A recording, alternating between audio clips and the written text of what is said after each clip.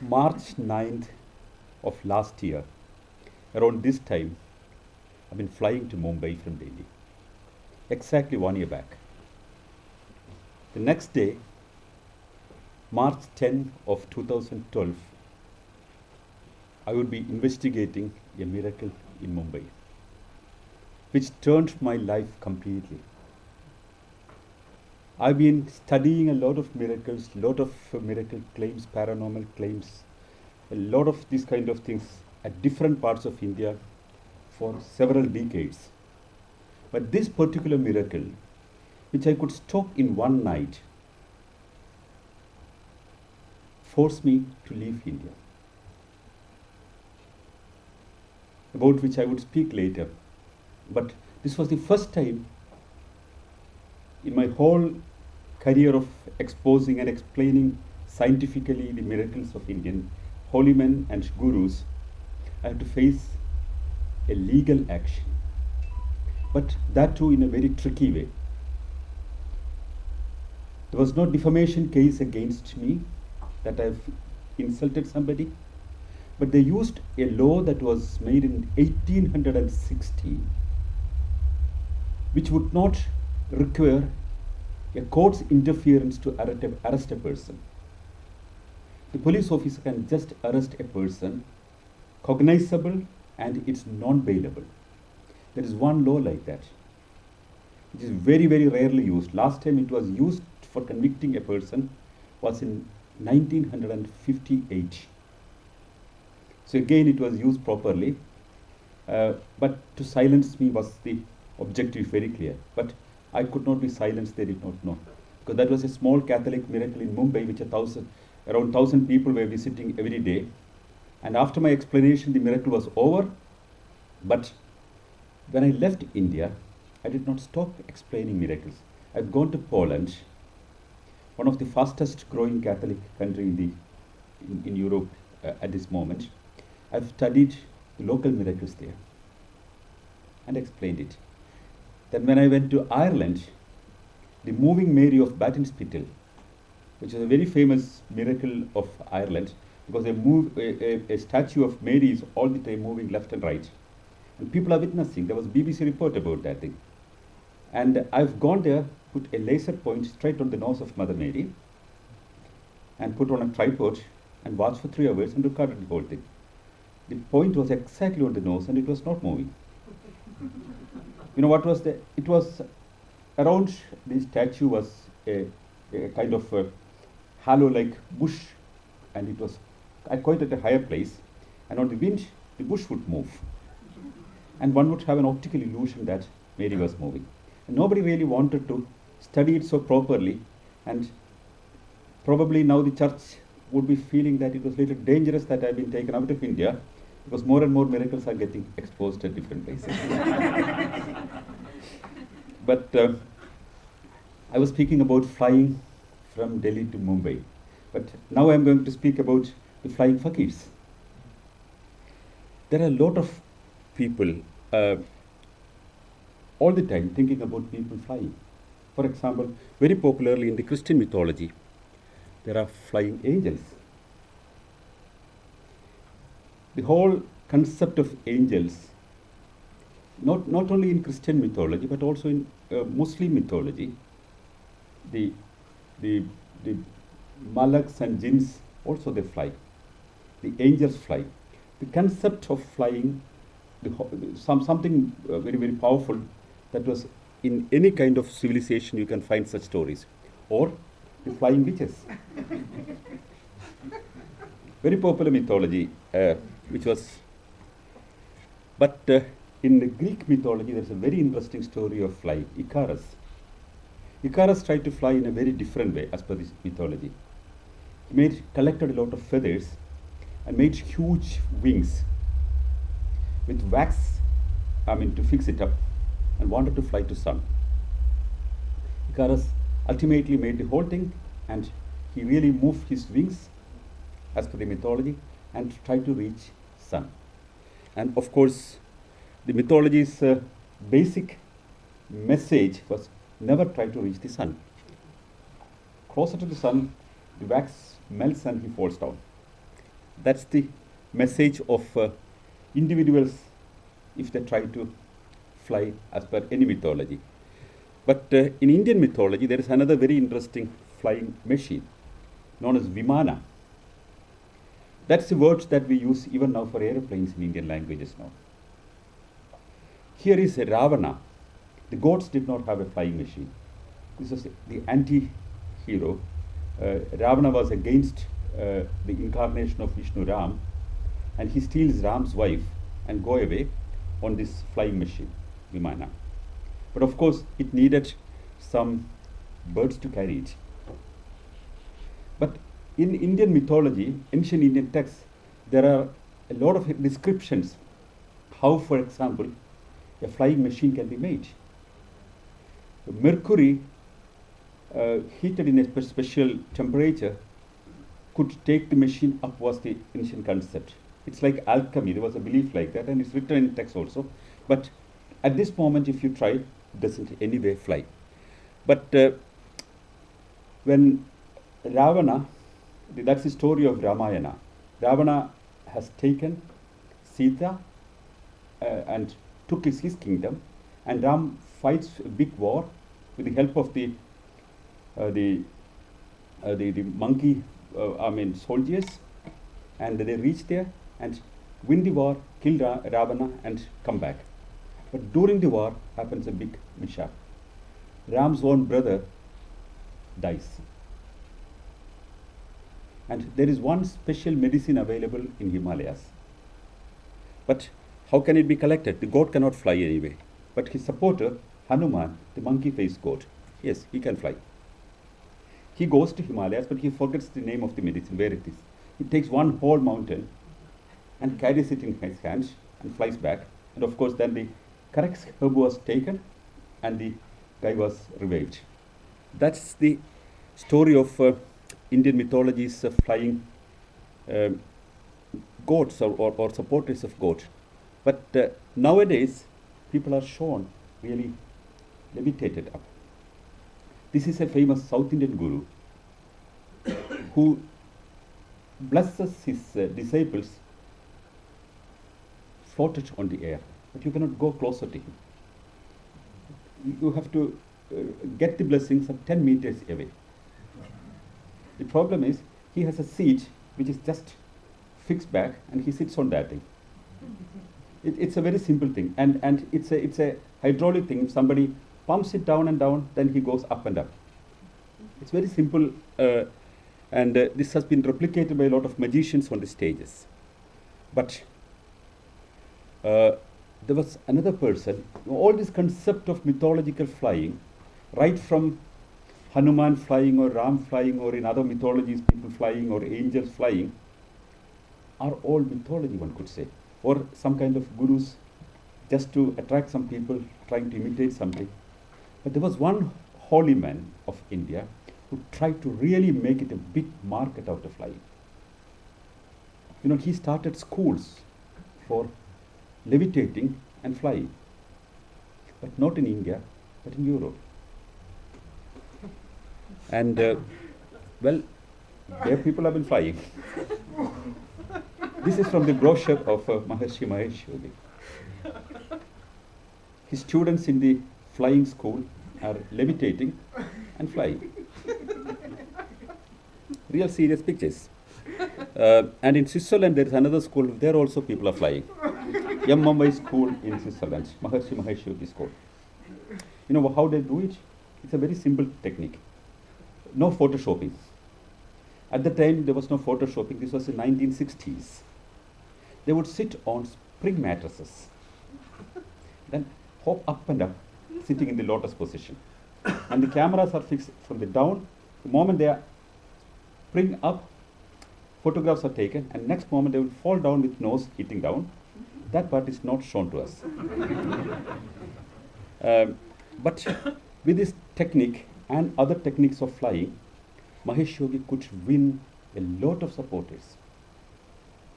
And he was selling the technique of flying.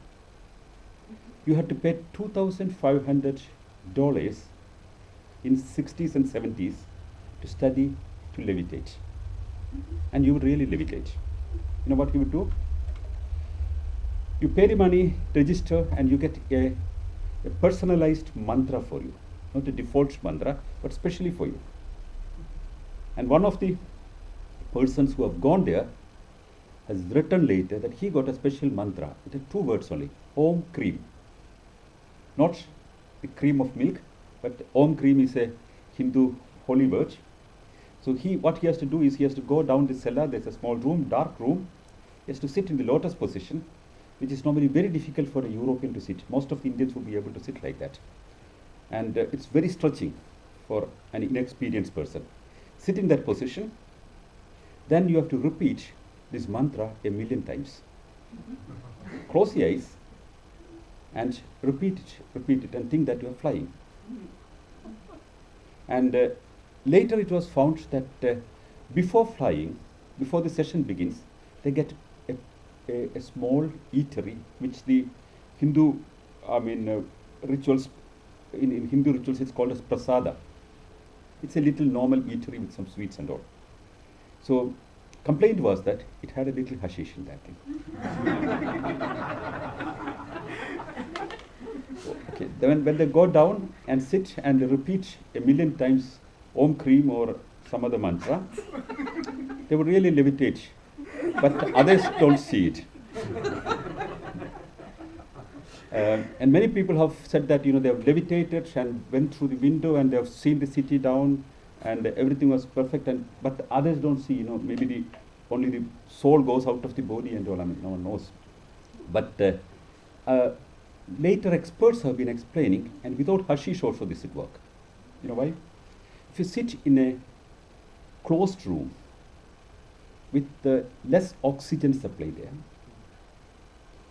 and you repeatedly chant any word continuously, you are exhausted at one side, and the lack of oxygen in the room provokes hallucination. Lack of oxygen is hallucinogenic. And without even hashish, if one repeats some word in a closed room so many, thousands of times, one could have such feelings. And we have tried.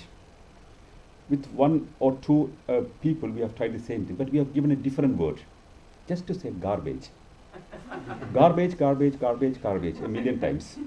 And you will feel that you are flying or floating or whatever you want. It's quite simple. But this is Mahesh Yogi. He was quite charming for a lot of people and got a lot of wonderful devotees. The Beatles, for example, which gave him a lot of credence. And he made a huge empire out of this business. In Switzerland, in Amsterdam, he had huge establishments all around Europe and America and Canada and Brazil and everywhere. He died some years back. He did not fly, but he always said that what he was doing, the yogic flying or transcendental flying, was meant for not just an exercise, it was meant for global peace. India he started in 1960s beginning, and you know what was the result? 1962 India had a war with China. 1964 one with Pakistan. Again 70 with Pakistan and Bangladesh was coming. So in 10 years, with the global peace through transcendental meditation, brought in 3 wars. But who cares? So we tried to imitate the flying in a very different way. This was me. I was not a holy man, but this is a National Science Center in Delhi. These are young students whom I try to educate them how to really levitate, not by hopping up, but really I brought one of the boys down there, covered his body with a bedsheet and asked him to levitate. And the boy has just gone up. Even his parents have been screaming with fear, seeing the whole thing.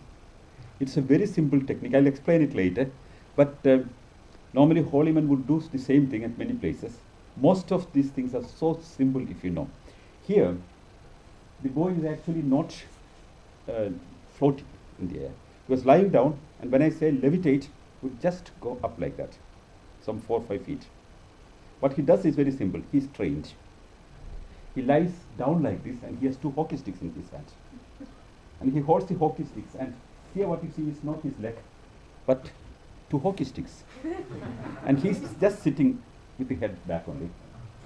It's little training required, and when this is done, all these boys and girls around and the parents could not actually understand. But I asked one of the boys to come and take away the bed sheet. And then everybody laughed. I said, that's exactly what one has to do when somebody does. Go behind this scene and see what exactly is happening. So the National Science Center is one of the major campaign centers or education centers that we have. Every year, mainly I conduct a workshop there for 300 students. And every student registered has one condition. They should go back to their school and train 10 more students how to do the same thing. Means 300 students I train means 3,000 students are trained every year to do all this holy men's trick. So these things are not more really working with the younger generation of India. But there are other gurus. Here is a holy man who is lying, relaxing on a nail bed. Imagine 1,000 nails, and he just, with his naked body, relax there. And you are convinced because it's real nail, and if you put an apple on the nail, it will just pierce through it. And we tried if this can be done. Because explaining alone would not work. One has to show it that it doesn't work. And it has no magical requirement to do that thing. So we tried with so many things. First we made on a chair so many nails and asked somebody to sit. Well, I mean, people were afraid. Even our skeptic friends were so afraid to sit and try. But ultimately I could convince one of our volunteers to do that thing. And real long nails we made. And just he removed the shirt and did it. It was so simple. When there are two nails or one nail, the whole weight is on that thing and it pierces into your body. When there are so many nails, the weight is distributed and it doesn't hurt your skin. Very simple like that, but one is afraid to try such a thing. When a holy man does it, one simply accepts it. And nobody wants to lie down on a nail bed. So this has been shown several times on the television and explained also. But the sadhus are, when they do it, it's of great importance. They have special status in India. Most of the sadhus and the holy men, or gurus, or whatever they are called, they are respected. There is a set of sadhus who don't wear clothes. Naga sadhus they are called. Nowadays they are asked to live in a special place so that the public is not disturbed. There are thousands of them. Thousands. And they believe in one special kind of ritualistic life. And they think that a form of Shiva, one of the major gods in Indian belief system, is whom they are worshipping. And many of them go to the burial places, take the ash from there and put on their body, and make their rituals at the burial place. Human bodies are burnt in India for Hindus. It's not in a crematorium that it is done. It's with wood it's burnt. So there are special places for that thing, and these people simply go there and rituals are done there. And a lot of people really believe that rituals done at the burial place has a lot of importance, and that can invoke gods or demons or whatever it is. And it can help you sometimes, it can destroy mainly the enemies. Most of the people are not interested in own well-being, but how to destroy the competitor. How to, if you have a girlfriend and if she's also interested in some other guy, how can you damage that guy? These are the kind of things which these holy men normally work on that work, and they get a lot of money out of these things. Also, the concept is very interesting. If you do your meditation in a special position for a long time, you get enormous powers. That's the belief. And the whole Indian mythology is full of such stories. If you sit in a meditation for long years, then you can attain godly powers. Then the gods would send agents to damage your meditation. There's a very famous story that one of the gurus wanted to attain a lot of power, And he has started a meditation, and Indra, one of the famous gods in the Vedic period, was so afraid that this guy would be very powerful. He sends a beautiful lady from the royal palace of the heavens, and the lady would win him and take him out of the meditation and go back. So he stopped. Such stories are very popular. So many people really believe that strange positions or holding the hand like this or standing on one leg for so many years would help you to get powers. But some people really think that one need not do such things, but one can just claim such things also. People could believe it. But most of these guys really believe that they have powers. And it's well known that the sadhus don't eat much, but smoke a lot of ganja. It's well known in India that they all handling narcotic products. But this is a special sadhu. His name is Pilot Baba. Pilot, because he claimed that he was a pilot in Indian Army, in the Indian Air Force. And during the war in 1962, as per his claim, when he was flying over Himalayas, then he heard a special sound down there in the valleys of Himalayas. That was a sadhu. And he straight away landed the flight there and got a blessing from the sadhu. And he retired from the army immediately, and the Air Force immediately, and started the yoga business. So he got a lot of powers, and he says that he is Pilot Baba. And his major miracle or major power that he shows is he would get buried in water. He would sit in a pond, and water is filled in that thing and it's covered. 5-6 days he sits down there. Or he's just buried alive with earth. He lives there. And when he tried this in Delhi some years back, there was a claim that he was remaining underwater for 4 days, again for global peace. No lesser aims these people have.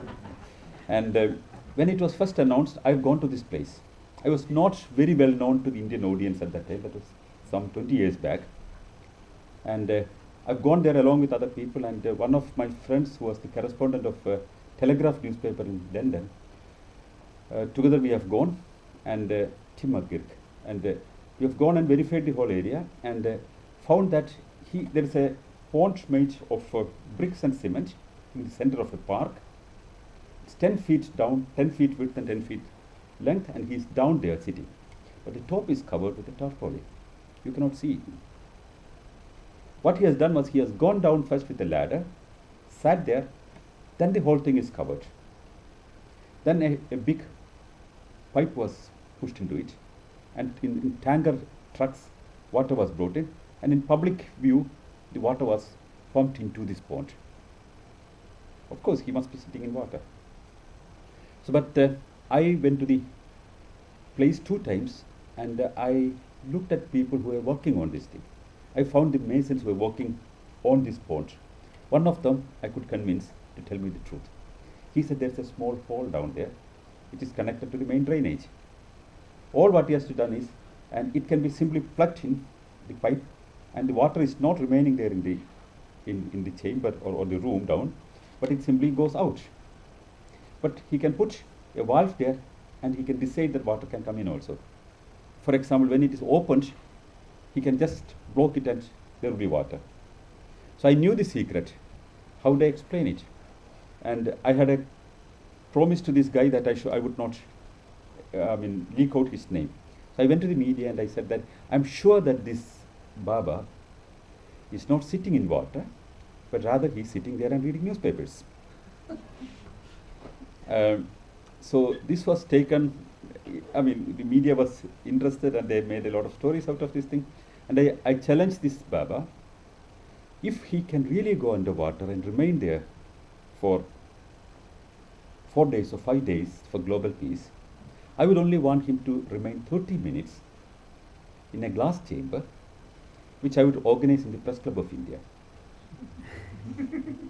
So he should just enter and do that, and we'll fill water, and everybody could see he's sitting in water. Because we requested that the tarpaulin is removed and we could take some photographs. They said no. If the tarpaulin is removed and if there is some sound or voice or anything that reaches there, the meditation peace is gone, and global peace, what he is trying to achieve, can be damaged. So it's very dangerous threat. So I could only speak to the media. But on the 5th day, when he was coming out of this thing, then we went very early and found that fresh water is being again pumped. I knew why, because there should be water now, and he must be floating over the water, and he would come out.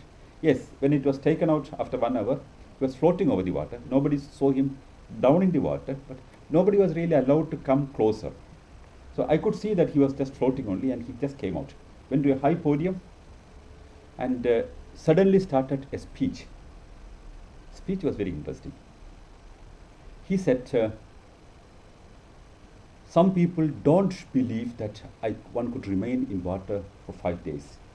But they do not know that they have been remaining more than 9 months in water in mother's womb. If one could survive for 9 months, I could survive 5 days in water. But this person, he should go and ask his mother. Then he named me. But very interestingly, he says, this person, then he says, Sajal, who made charges against me, should go and ask his mother. I was really surprised. My name was not Sajal, but Sanal. How did he make a mistake? Suddenly I remembered, Times of India newspaper has printed an article about my press conference. They made a spelling mistake. He was actually reading Times of India down there and got the wrong spelling.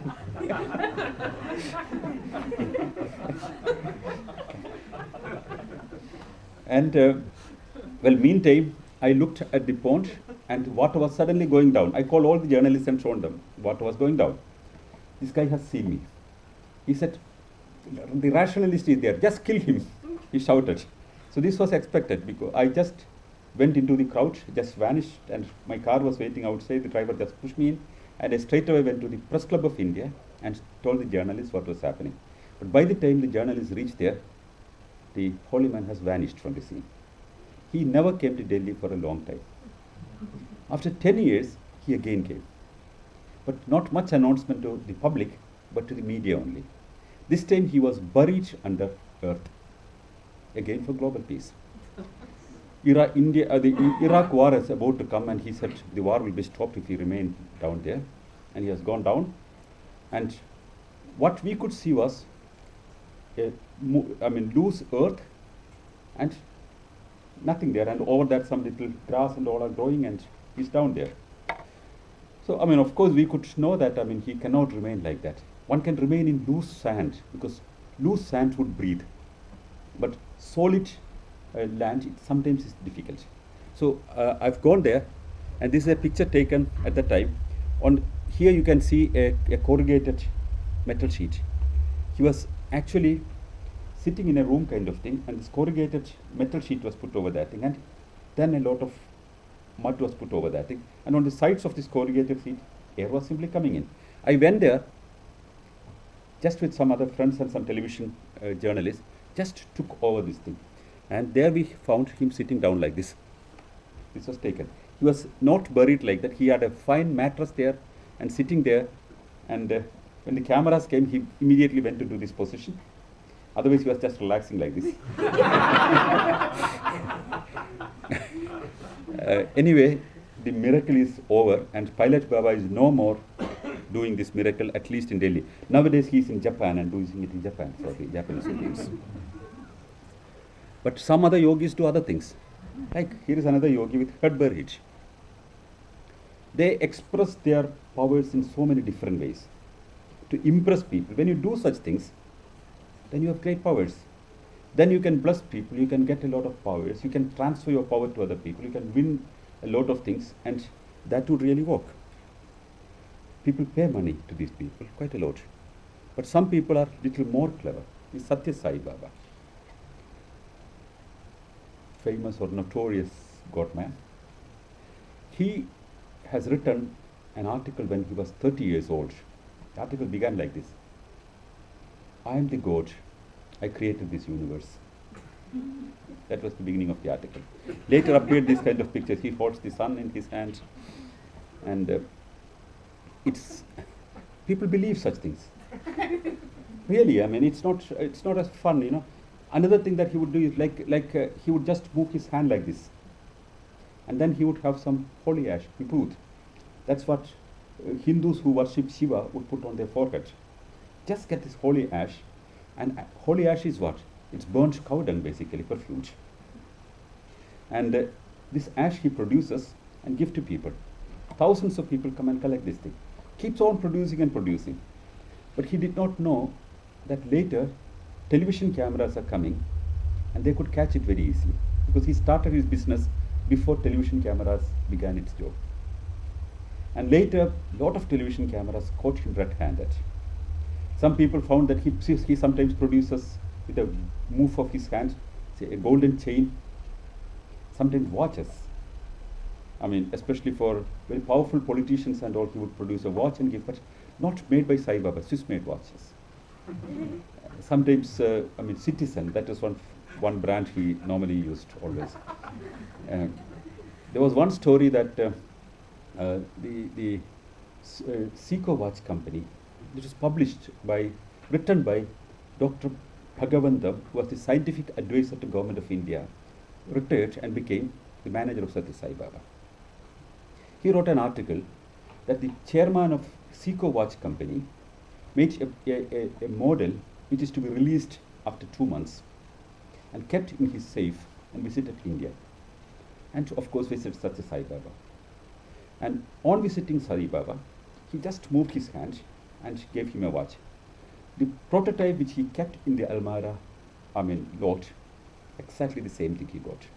He became a disciple of Sai Baba. Bhagavandam signed this article and published. And the rationalists and skeptics did not stop, and we have written to the Japanese embassy, ambassador, and got the address of the Seiko watch company, and the director of Seiko watch company, the name was correct. He wrote back, I've never visited India, and we did not have a prototype kept in Almara like that, and I do not know about this person, namely Sathya Sai Baba. But this article was written and signed by Dr. Bhagavandam, who was the scientific advisor to Government of India. No explanations after that. But here is Sathya Sai Baba. He had a special kind of hairstyle that was, but the kind of people. On the left-hand side of Sathya Sai Baba sits is Dr. P.V. Narasimha Rao, one of the former Prime Ministers of India. He was a devotee of Sathya Sai Baba.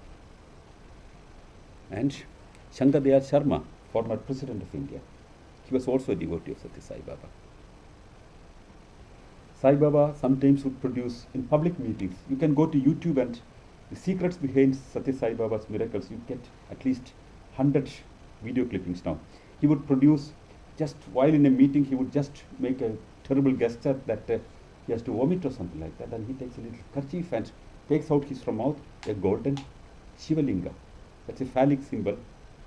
Because in India, the phallic organ of Shiva is worshipped by a lot of people. So he takes out a golden Shivalinga and shows to people. And it's so clear that he keeps it in a kerchief and brings it to his mouth and just take it out. And camera simply see it.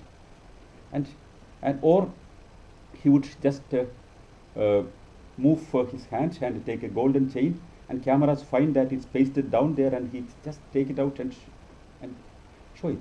When the first video clipping of his trick exposed was found, it was not allowed to be shown in India.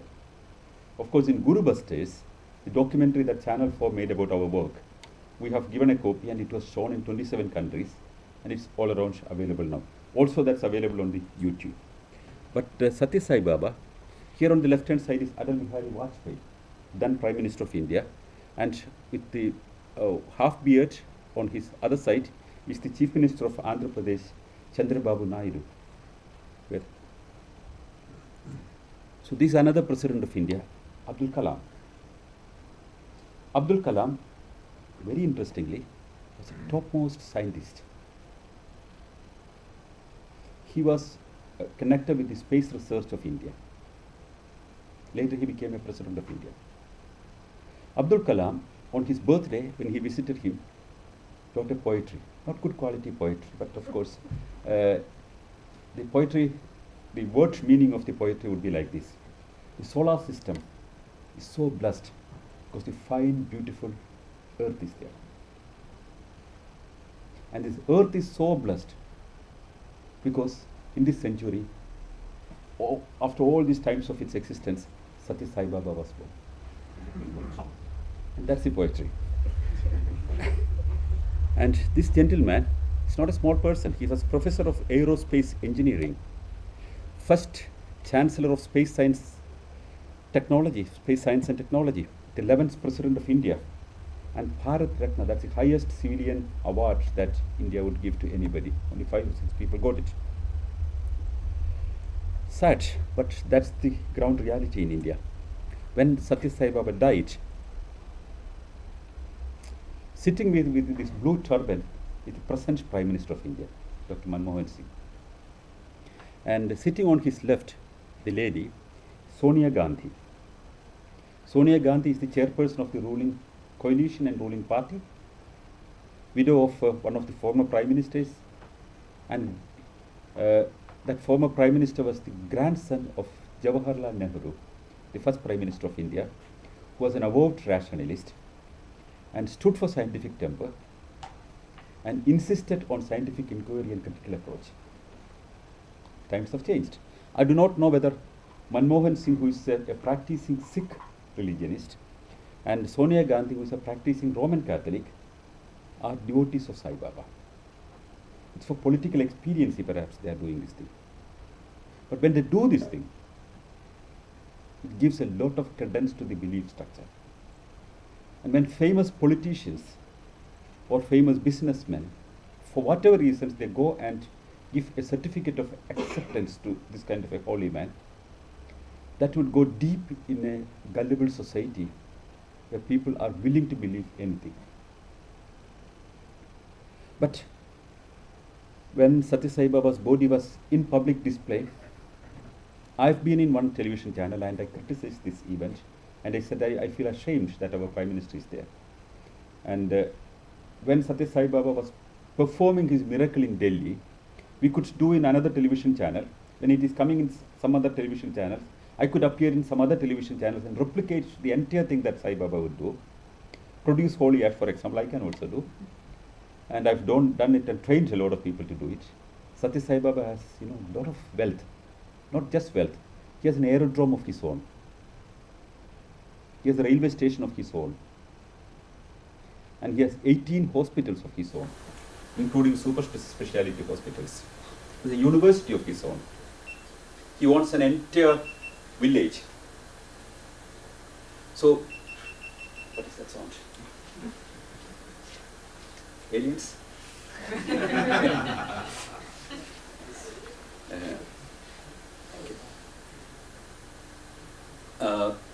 So when he died, his private bedroom was opened and some strange things were located. And before that also it was interesting. Sai Baba had a trust, Satya Sai Mission. This trust was doing all kind of work for him. There was only one trustee, that's God himself. The God himself signed all the checkbooks till he was 80 years. Then he had some Parkinson's syndrome problem, he could not sign it. Then he took some trusted people inside, but he kept the checkbooks with him and brought the checkbooks, and in front of him they signed and he took it. And he never allowed anybody to touch his money. He had a lot of money, and when he died, when his bedroom was opened, to everybody's surprise, one found that he was sleeping on a solid golden bed. Not gold plated, but real solid gold. And the roof was studded with diamonds and pearls and very expensive stuff. The whole paneling was gold in the room. And under the bed, like in Indian tradition, one keeps a lot of some secret money for emergency situations. That golden bars, real golden bars, worth nearly half a ton. And in the almirahs were currencies just bundled in gunny bags and pushed. And he was sitting in that thing, and very happy was he. And he announced many times earlier that he would die at the age of 96 only. As God, he knew when exactly he would die. Repeated it many times. but he died at the age of 84. And when he went into coma, his devotees blatantly refused that he would die, because the god said he would die on 96th birthday only. But he could not survive, and I mean, of course, we have taken that also as a point to explain people. But they tried to make a lot of different calculations. Maybe he spoke about the lunar calendar. Okay, we calculate with the lunar calendar. Still, he would need 2 more years then. Then he said there was an Arabic calendar. He has been perhaps doing that thing. But this guy has never gone to Arabia. He has never gone to any other country than Uganda to meet his old friend Idi Amin. And that was the only country he has ever visited. So even in Ugandan, I don't know, there is a calendar existing separately, but nobody spoke about the Ugandan calendar. But anyway, no calendar was fitting in, and he died without his calculations correctly. But this is another famous god woman. Sati Sai Baba never allowed others to handle his money. So many people who have been close to Sai Baba and who would know the market of this holy man, they normally would look for somebody who is quite easy to handle, who would not insist on signing checks, and they could handle the money. So some of them got an easy victim, namely the hugging saint, Amma. She is a special person, started her special way of blessing people by hugging them at the age of 15. The problem, in her own autobiography, she comes from the state where I spent my childhood, and the language spoken there is Malayalam. And she wrote the book in Malayalam language, and there it is written that the family always thought, she told to somebody, because she cannot really write, she was illiterate, she is illiterate. One of the books that was published about her, published by Penguin, The Black Madonna, there is a handwriting of the hugging saint is given. One sentence, I kiss you all my devotees, but 2 spelling mistakes in that thing. So she, in her own mother tongue. So that was her education, but she was invited, imagine, to United Nations to speak. She spoke in United Nations in Malayalam language, and what she spoke is not very clear to anybody, but there were others who translate her speech, who were well-educated people, who spoke in wonderful ways, explained, and if one knows the original words that she used, like me, for example, I would understand the language because I know that language from my childhood. One would laugh and laugh. There is no connection with what she speaks. One of the speeches, she, for example, she was, in her childhood, many people thought that she's a little crazy. She herself has written it. Her parents wanted her to be taken to a mental hospital. 2 times they tried. The problem was, around puberty, she had a special problem. She wanted to hug any young man who comes nearby. But it was not taken very kindly in a repressive society like India, because many boys were afraid and they ran away.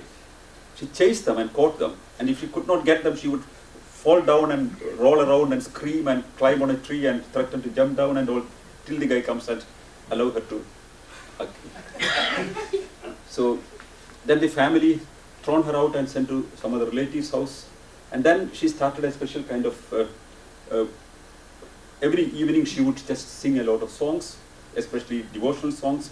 Some days, on Tuesdays, she said she would get the goddess into her, then she would make a cardboard crown on her and dance.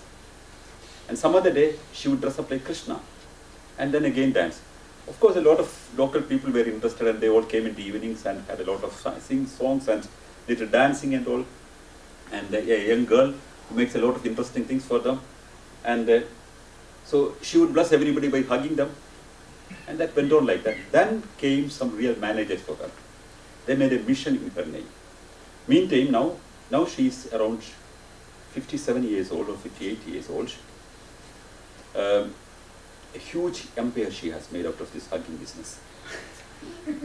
She has hugged at least 7 million people is what she claims, which includes prime ministers and presidents, not only of India, of other countries also. It's very easy. One of the cabinet ministers of India, who happens to be a close friend of mine, who is very progressive and rationalistic, once I suddenly saw a picture of him in the hugging of this lady. So later I talked to him and asked, what was it?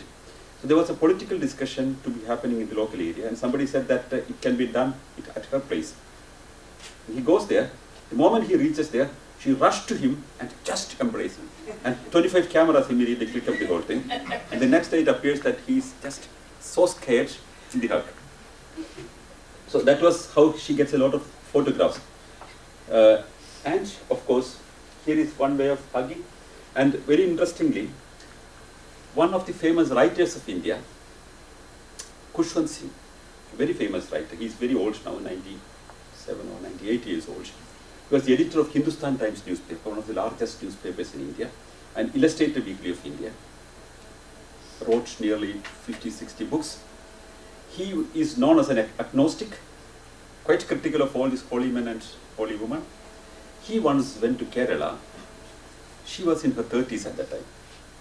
Then he wrote an article in his famous column in Sunday magazine. He wrote that I've not been believing in the powers of this holy men and women. Never I believed. Then I visited Amma. And she blessed me with a huge hugging and kissing. I knew that she has great powers. And I believe in her powers. Next paragraph he writes, you must be wondering why I said that. At the age of 86, I had an erection in 2 minutes. And it was a complaint about her. Many people are telling that, they said there's an erotic touch in the whole hugging business. But that's no problem for us. If she wants, if the other party is interested, who are we to complain? But when you give a divine touch to the whole thing, that your whole problems can be solved by such a hugging, that gives a wrong credence to the whole thing. Then for example, she made a medical college recently. Amrita Institute of Medical Sciences. Medical college, in medical colleges, to get admission to study for medicine is very difficult in India. Unless you get in merit in the government-owned medical colleges, you got to go to private medical colleges, where you have to pay a lot of money, unaccounted black money, then only you would get an admission. And most of these medical colleges are run by religious charities. Most of these things. And Amma, the hugging saint, also has a medical college, and 60 lakh rupees is what we have to get there. It's around 10,000 euros, black money you have to give to get an admission there. I was told that there are nearly 200 seats every year, and the entire money is collected without any recording, totally black money, and it's collected and stored and used for other purposes. Then she collects money for a lot of things. When the tsunami was there, all over the world she collected money. But a special website in New Mexico, Ammachi.com, by her devotees in New Mexico, there was an article about her, why she should be given money. She has an ashram, 7-floor ashrams, and she was standing on the 7th floor when tsunami came. She saw the huge waves coming up. Then she took her sari is the long cloth many Indian women wear, and threw it to the sea. And it flown and flown and flown and touched the wave, and it stopped. That's why we didn't have tsunami effects on this part of the coast. So she could stop that thing. But nobody tells why she didn't stop the other side. Because it was coming from the eastern side, and her house is on the western banks of India.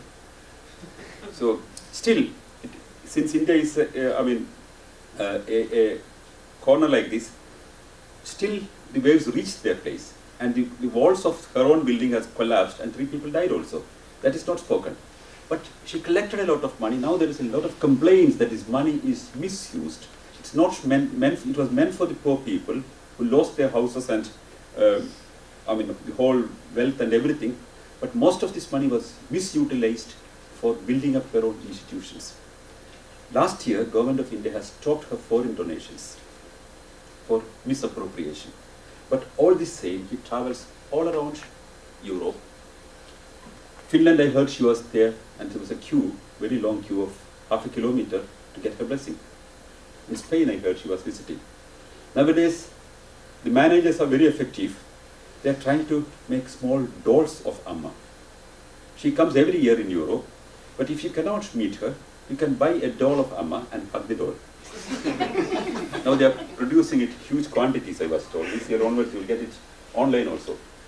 Here is Amma with the this cardboard crown. And now she is in this form. She has a lot of Western devotees. These are politicians and all getting blessed. But not only Amma, but this is another very famous holy man whose name was Dhirendra Brahmachari. Most of these people are doing all these tricks for global peace. But Dhirendra Brahmachari owned a gun factory himself. But in the name of Shiva, Shiva gun factory. Shiva was one of the gods of India. God of destruction. He appeared on televisions every day morning in 1970s. And very powerful he was connected with the ruling people at that time. And of course he died on a helicopter crash. And immediately appeared his nephew, Swami Sadachari. The word Sadachari means the moralist. Later he was arrested for running a whorehouse. He would bless people, and some kind of blessing would involve some kind of body massaging, and there would be some ready people doing that thing. But he would take photographs of them and blackmail them and get money out of them. And one businessman was courageous enough to speak about this thing. There was a police raid and he was caught red-handed. Of course, Sadachari is in jail now, because a lot of other misappropriations were found. There is another famous holy man who was the guru of P.V. Narasimha Rao, one of the prime ministers of India, whom you have seen with Satya Sai Baba. Chandra Swami was arrested for misutilizing his connections in government, promising people to give licenses for businesses. That is what most of these people will do. When they try to give an impression that they have a lot of power, there will be a lot of devotees. Once you have a lot of devotees, the politicians are interested in you because that's votes. Once you have an access to politicians, that's a political clout. Then the access to politicians would give you a lot of other ways to collect money, like you would get favors done from the political authorities. And that's how most of these people were working. He collected a huge amount from a businessman who would produce, he had a pickle producer chain in the United States, and collected a huge amount of money, telling that he would get him a license in India, but he could not get it. And of course was arrested later. There's another holy man, namely Asharam Bapu. Asharam Bapu dances a lot on the stage and cries a lot, and for all of your welfare, he would take all your pain and he cries on the stage. People are very happy. But later he was accused of doing black magic with human body parts. Because some of the black magics, as per Indian traditional books, need internal organs of little boys. And he has some schools, and some boys were killed there, found dead in the bathroom, and on post-mortem it was found that their internal organs were missing. That's exactly these organs which are used for black magic, like liver. So there was a huge complaint about him. The parents were struggling against him, but then came a picture like this. He was explaining, one of the prime ministers of India, his innocence. No case, nothing is there. They are very powerful. Here is another holy man. His name is Sri Sri Ravi Shankar. Sri means something like sir. He puts two Sris because he's so important. Sri Sri Ravi Shankar. And he was a trainer or a teacher of flying under Mahesh Yogi. When Mahesh Yogi became very big, and he separated off from him and started his own club. But he was very professional marketeer. You know, he found a special way. He found that we all are breathing wrongly. How we breathe is really wrong, and there is a magical way of really breathing. And that is known as Sudarshana Kriya. The word he found it, and the special technique of breathing, he patented first. And then he made a trademark licensing for his name and started marketing. He has been here too and sold his business. He's doing business in this country. Really? Yes, they have an association in his name. You can find it on the internet, the Norwegian division of this. Really? But in every city of India, on Saturdays and Sundays, public schools and all places are hired by these devotees, and people pay a lot of money to study how to breathe. And a percentage can be taken by the local people, and the money is gone there. And then if you study the first level of breathing, then it's a second level of breathing, then you can have a higher session. And the third level of breathing is also there, then you have to pay quite a lot of money. And well, people breathe. And then he has a famous theory which is known as art of living. That's how he said it. The theory is very simple. Life is so wonderful and one should feel happy and joyful. No objection. But how it should be done? Don't look at any miseries around you. Just don't look at any misery. When somebody is dead, don't look at it. Just dance around you. And when some mishap happens, when a train accident happens, he would go there with his disciples and tell people to dance. Sometimes people chase him off. It has happened in one place, in Tamil Nadu, after tsunami. He has gone to a village where so many people, hundreds of people died. He came in a huge Mercedes car, and the red carpets were thrown into the poor fisherman's village, and he walked over that thing. And huge sofas were made, and he sat on the seashore. And somebody made a little prank on him. They said, a second tsunami is coming. There was an announcement. He just stood up and ran back.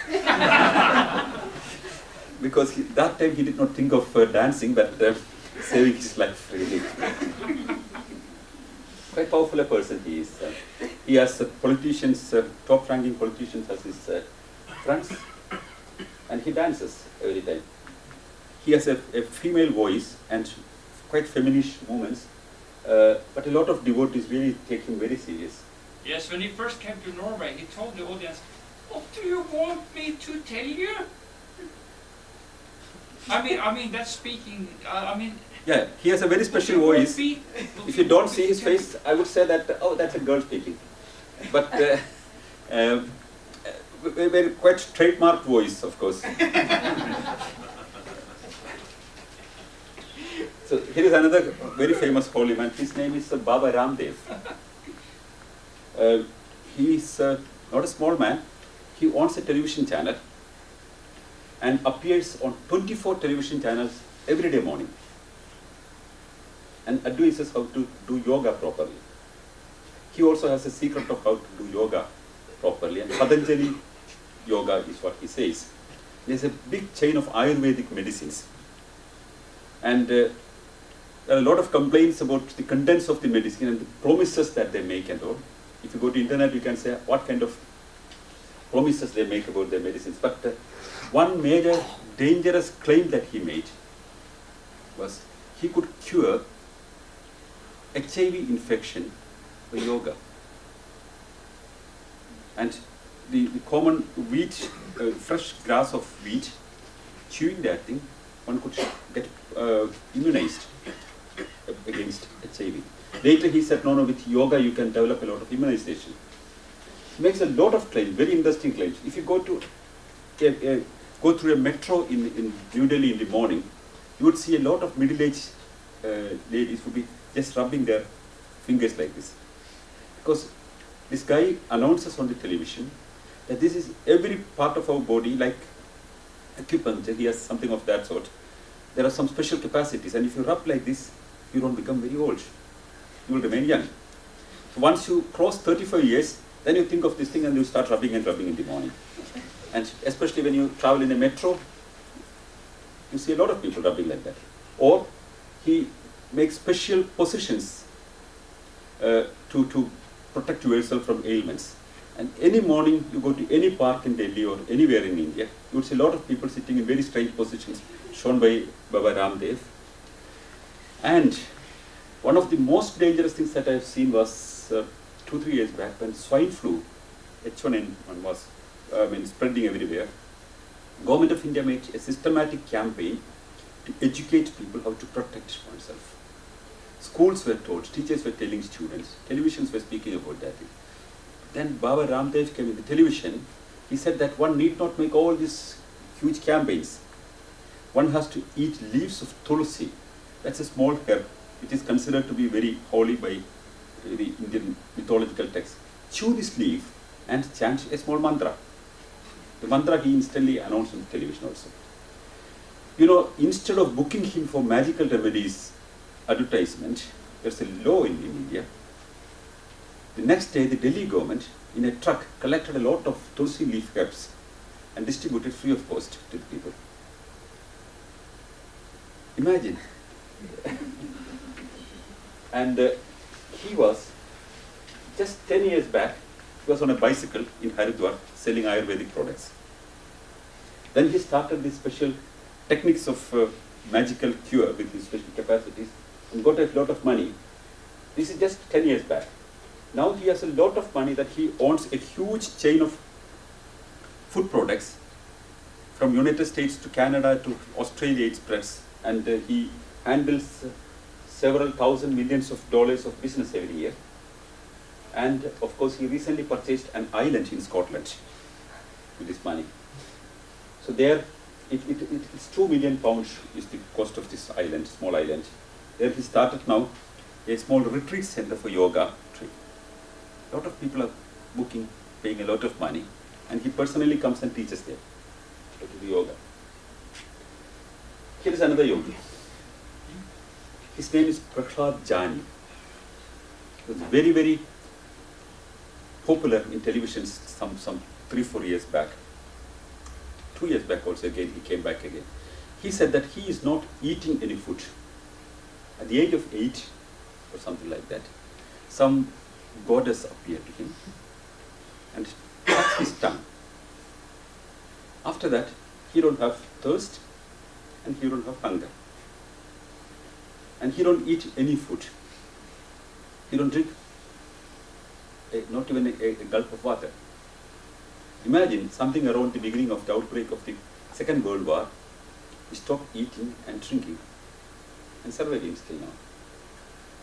And nobody heard about him till recently, till one physician in Ahmedabad came out and said that I have a holy man who would not eat and survive. He has a special meditation power in him. So he suggested the NASA should study it immediately, because if this can be taught to astronauts, one need not take water and food when they go in space. It's quite expensive, quite a lot of fuel, because you have to carry all these things up. Then there was a claim that NASA has taken it seriously, and they're researching about him.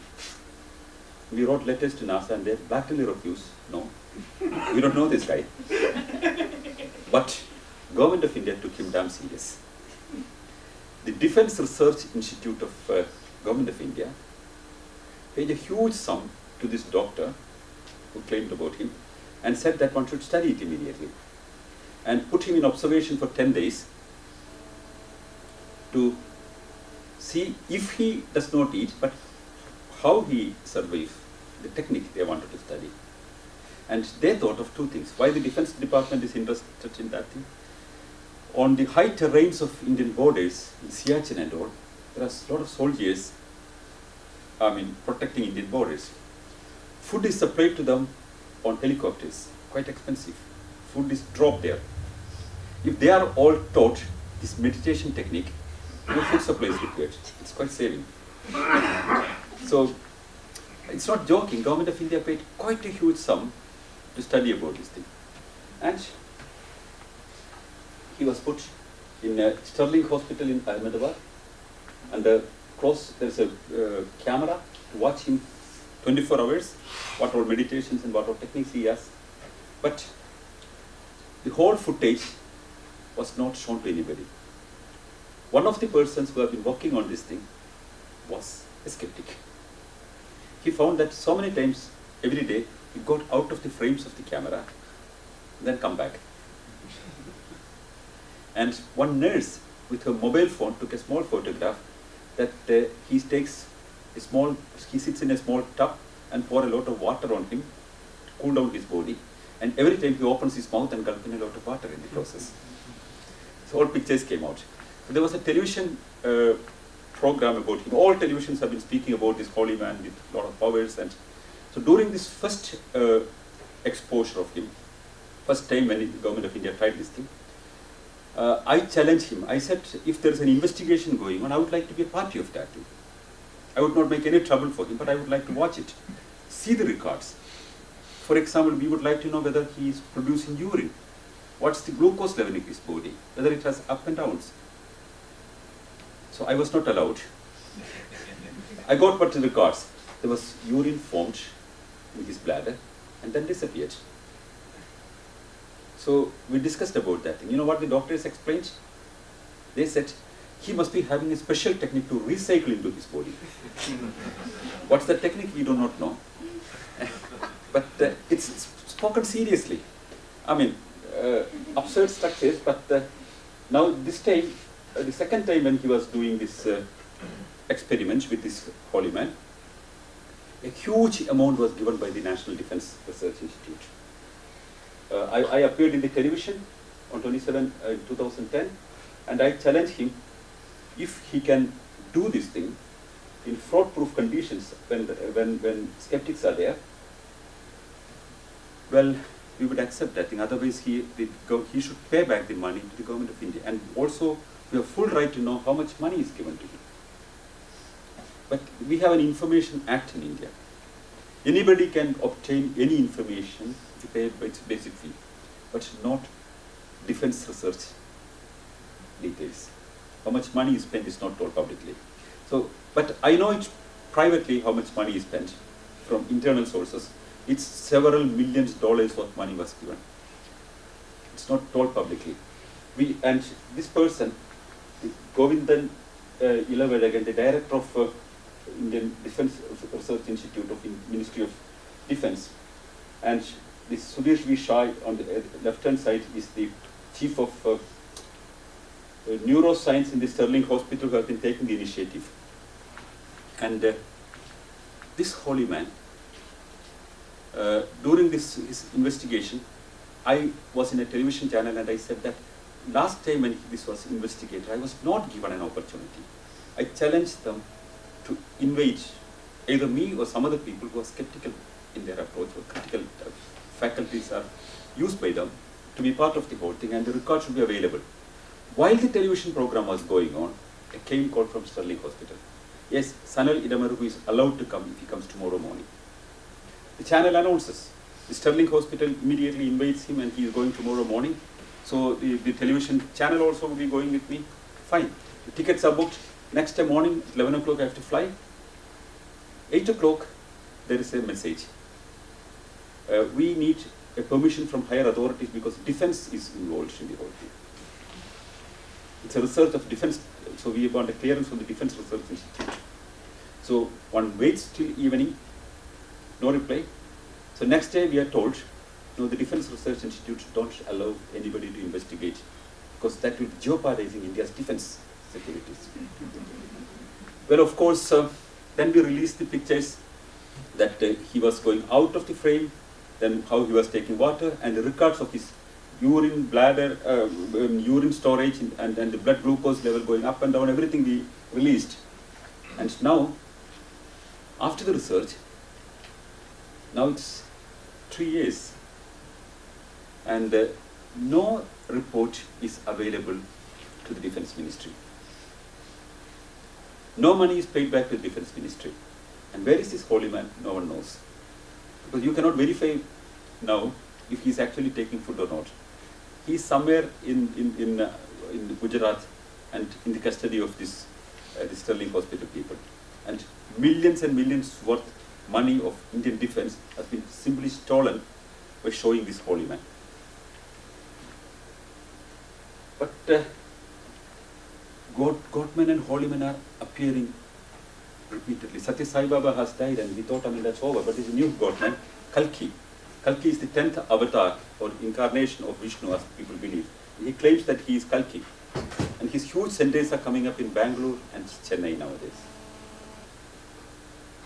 But some tantrics are really hard at a different level. This is a holy man standing on a little child. 2 years back.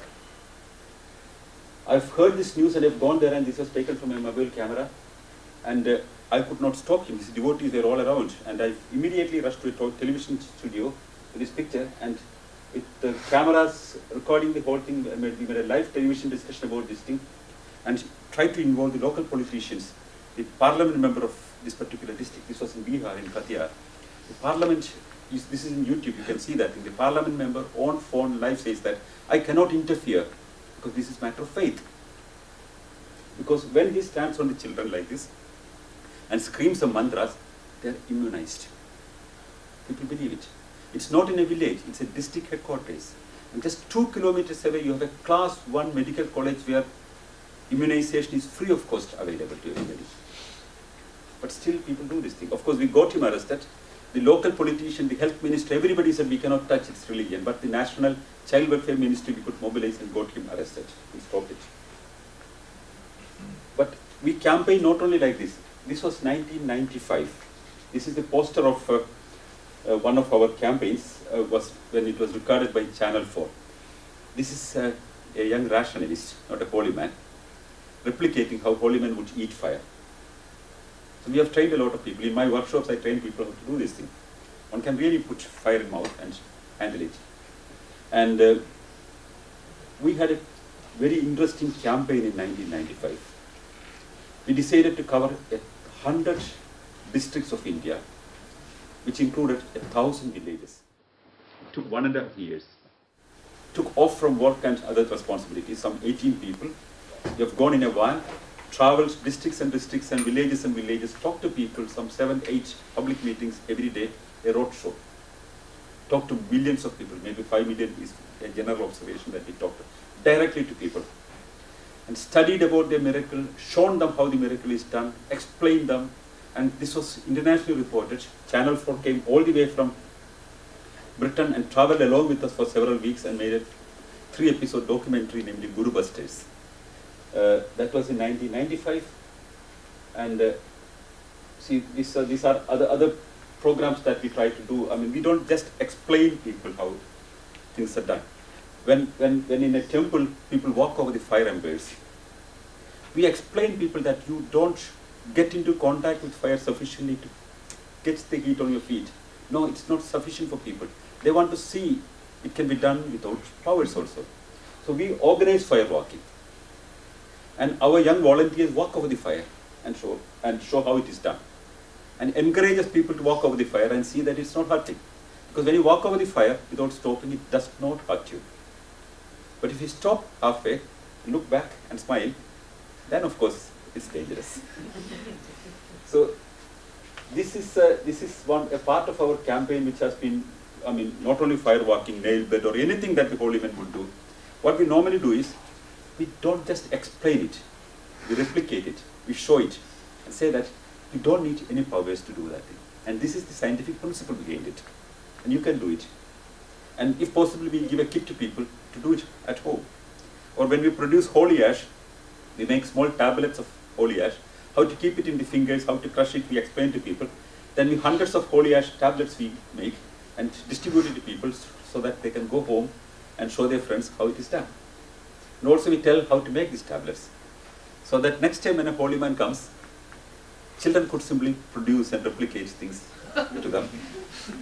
It works. That is another campaign that we have. This is known as the rationalist reality theatre in the village. This is me personally there. One of our volunteers would go dressed up like a holy man in the morning. He would do everything that a holy man would do. Like producing holy ash or lying on the nail bed or, I mean, breaking a coconut and blood oozes out of it. A lot of things which normally holy men would do. And then the hyper gullibility is built up very fast. Then he would ask people to give him some donation. When they give a 10 rupee note, a currency, he would move in his hands, pray some mantras, and give it back. It's a 100 rupee currency immediately. A small sleight of hand, which small magicians can easily do. And 2-3 times it's done, and people are so convinced. Then he says that we have to make a new temple here. For that, bring all your money, gold, everything. Whatever you give will be replicated 10 times in your life. Women run back their home, bring all their gold, and bring to him. It works so magically. People are so gullible, and that moment, in our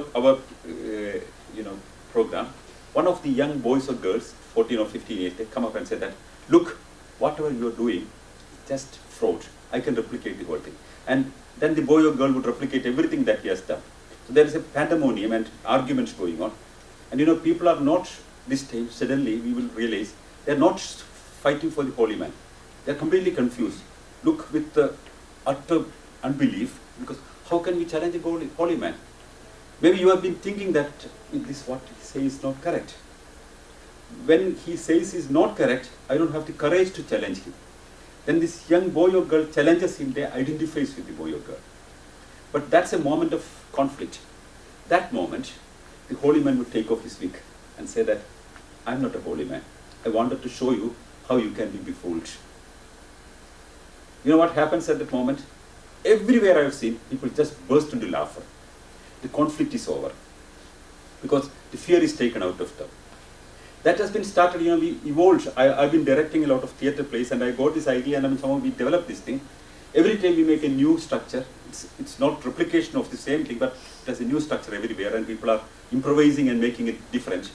But later, I've seen articles from famous psychologists in India who written that, you know, one of the major problems of faith is cognitive dissonance.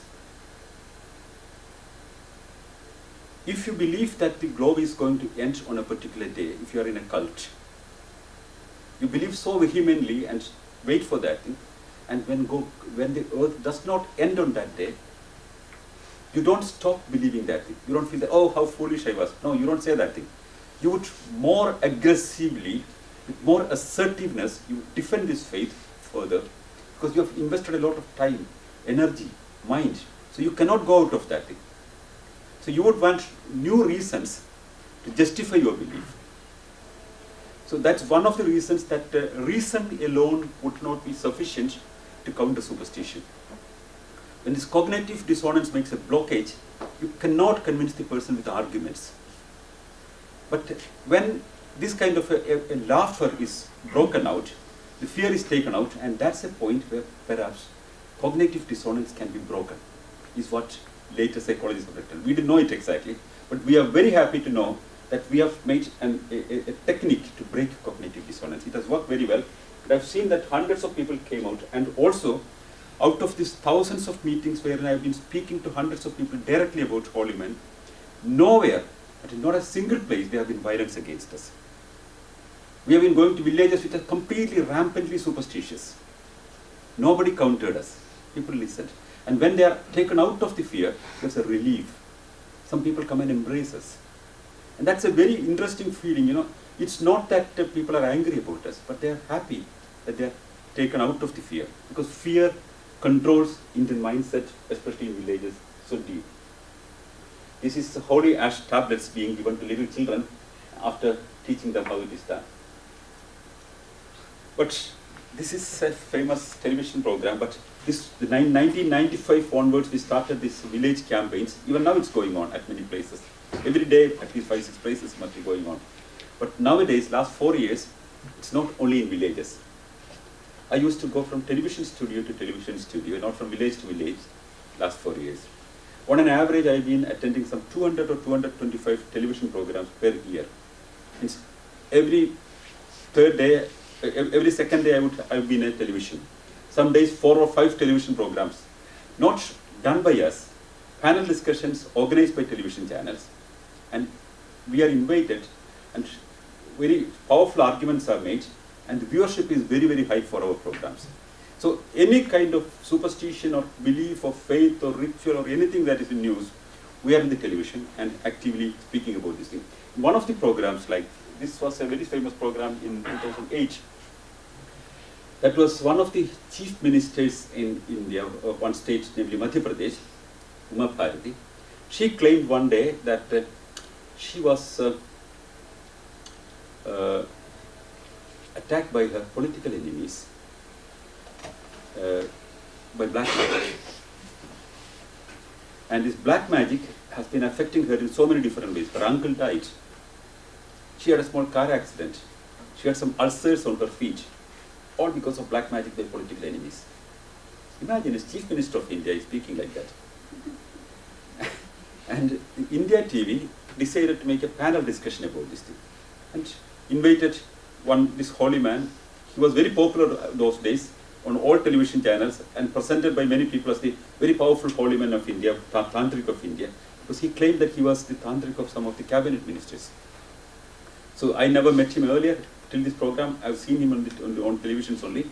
And he was there, look, majestic size, number one, and he has a voice which is very authoritative.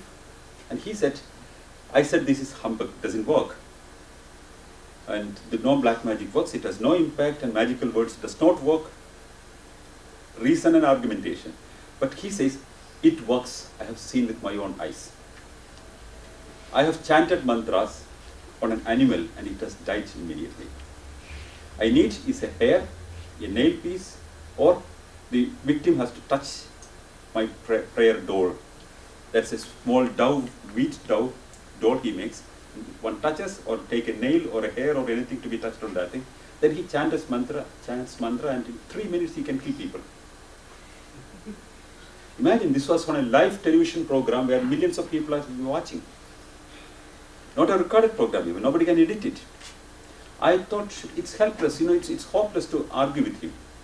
Suddenly at that moment I thought, come on, I have to counter it. And I said, if what you say is correct, and if you can do that thing, kill me at this moment.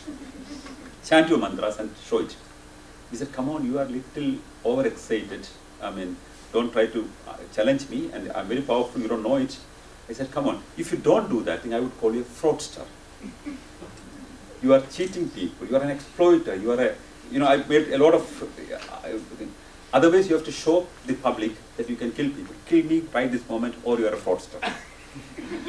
Accept that you are a fraudster. Apologize to the people for making the wrong statement, or kill me this moment. He got trapped, there was no way. And I was so insisting and arguing, then he got furious. He simply started chanting mantras against me. And the channel, they found it very interesting. It was a half an hour program we have been in, and it was almost 20 minutes after the discussions this happened. He started chanting mantras, and I started, accepting his mantras. After some minutes, I said, how many minutes would it take to kill me? He said, 15 minutes. Okay, I said, go ahead. So he chanted his mantras and threw a lot of water on me and all these mantras. Then I said, it doesn't happen like that. Okay, then the channel immediately announces, next program is cancelled. Breaking news, will the rationalist survive?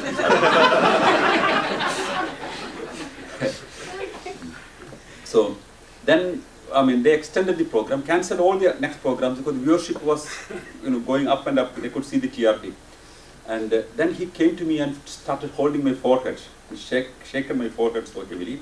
And then he said, look, your head is already rotating. Then he holds my hand and crumbles it, so heavily. Oh, I sometimes it was really paining. And but I said, you can't touch me, because you said you kill me without touching with mantra. I can touch your wheat dough. Keep a distance and chant your mantras. Okay, he does it. After 2 minutes, he will come and hold my forehead again. You can see it on YouTube. Some edited version is available on the YouTube. Tantra challenge, you type and you get it. In 3 parts, it's available. The first part when I challenge him, second part when he shakes my head. That has, I think, some 18 million viewers or something like that. And if you see that program, you would see that my lips were so dry, and I was looking for, I was trying to chew something or something, because the program was going on, and I was so thirsty. I didn't have my evening coffee. And I was afraid really, not in mantra, but to take a coffee there, because I thought somebody would poison me and say that, oh, by mantra he has died. Or I faint down or something like that. I did not want to take water or anything. Just I wanted to handle it properly. And I smiled and laughed, and I thought laughter is the best weapon to counter him. The body language was very important, I thought, because people are viewing. I made mock at him, laughed at him, I made a lot of fun at him. And he continues the more humorous behavior I make, he became so furious. Then he said, bring a knife. So here is with his knife in his hand, a small knife he gets. And I didn't lose my cool at that time. I said, but that's a conventional way of killing. But he wanted to threaten me. He moved the knife in front of my eyes and neck and all, and I mean, tried to put on my neck. I said, come on, cool. I mean, that's not the way. Mantra is different. Tries all that. I mean, the channel insists on fixing up a time. A countdown time was made. Then he tries mantra, and then I touch the beat down, and he tries everything. Nothing works. The countdown is over. Then I said, what happened? He said, I am sure that you are secretly worshipping some gods and they are protecting you. I said, look, I don't believe in these gods. I am a non-believer. I'm an atheist. He said, okay, in that case, there's an ultimate ritual. Mrityu Homa, that's the word he used. And that will be done at midnight on a Friday only. And today is Friday, and if you are willing, at 11 o'clock in the night, at the burial place, the wood will be taken from there, and you have to sit in the open air, and I will chant mantras, and in between, there will be crucial 9 minutes. First 3 minutes, you would get crazy. Second 3 minutes, you would go unconscious. The next 3 minutes, you would die. And it's irreversible. Once you become crazy, you would not come back to normalcy again. Are you willing? I said, yes, why not? And okay, now I said, now I have to go home and take some coffee and take a shower and all and come back, because it's night, it's already 9 o'clock in the evening. I go back, and suddenly I thought, first program was less dangerous because he was caught unexpected. He was not prepared. But now he has 3-4 hours in between. He could use toxic materials to knock me down. For example, I immediately talked to some toxic experts. They said that he can use chloroform, for example, dip somewhere and bring to my nose, and I would collapse immediately. Not with mantra, but techniques. Or there are phosphorus-based poisons. We touch on your skin.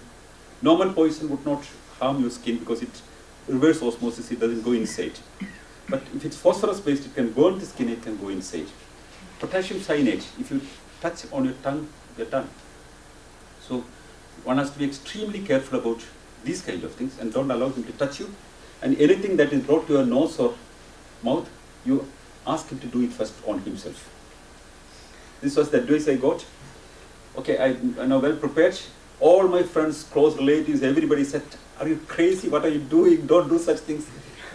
People were so afraid, old people. I got so many calls from old friends and all.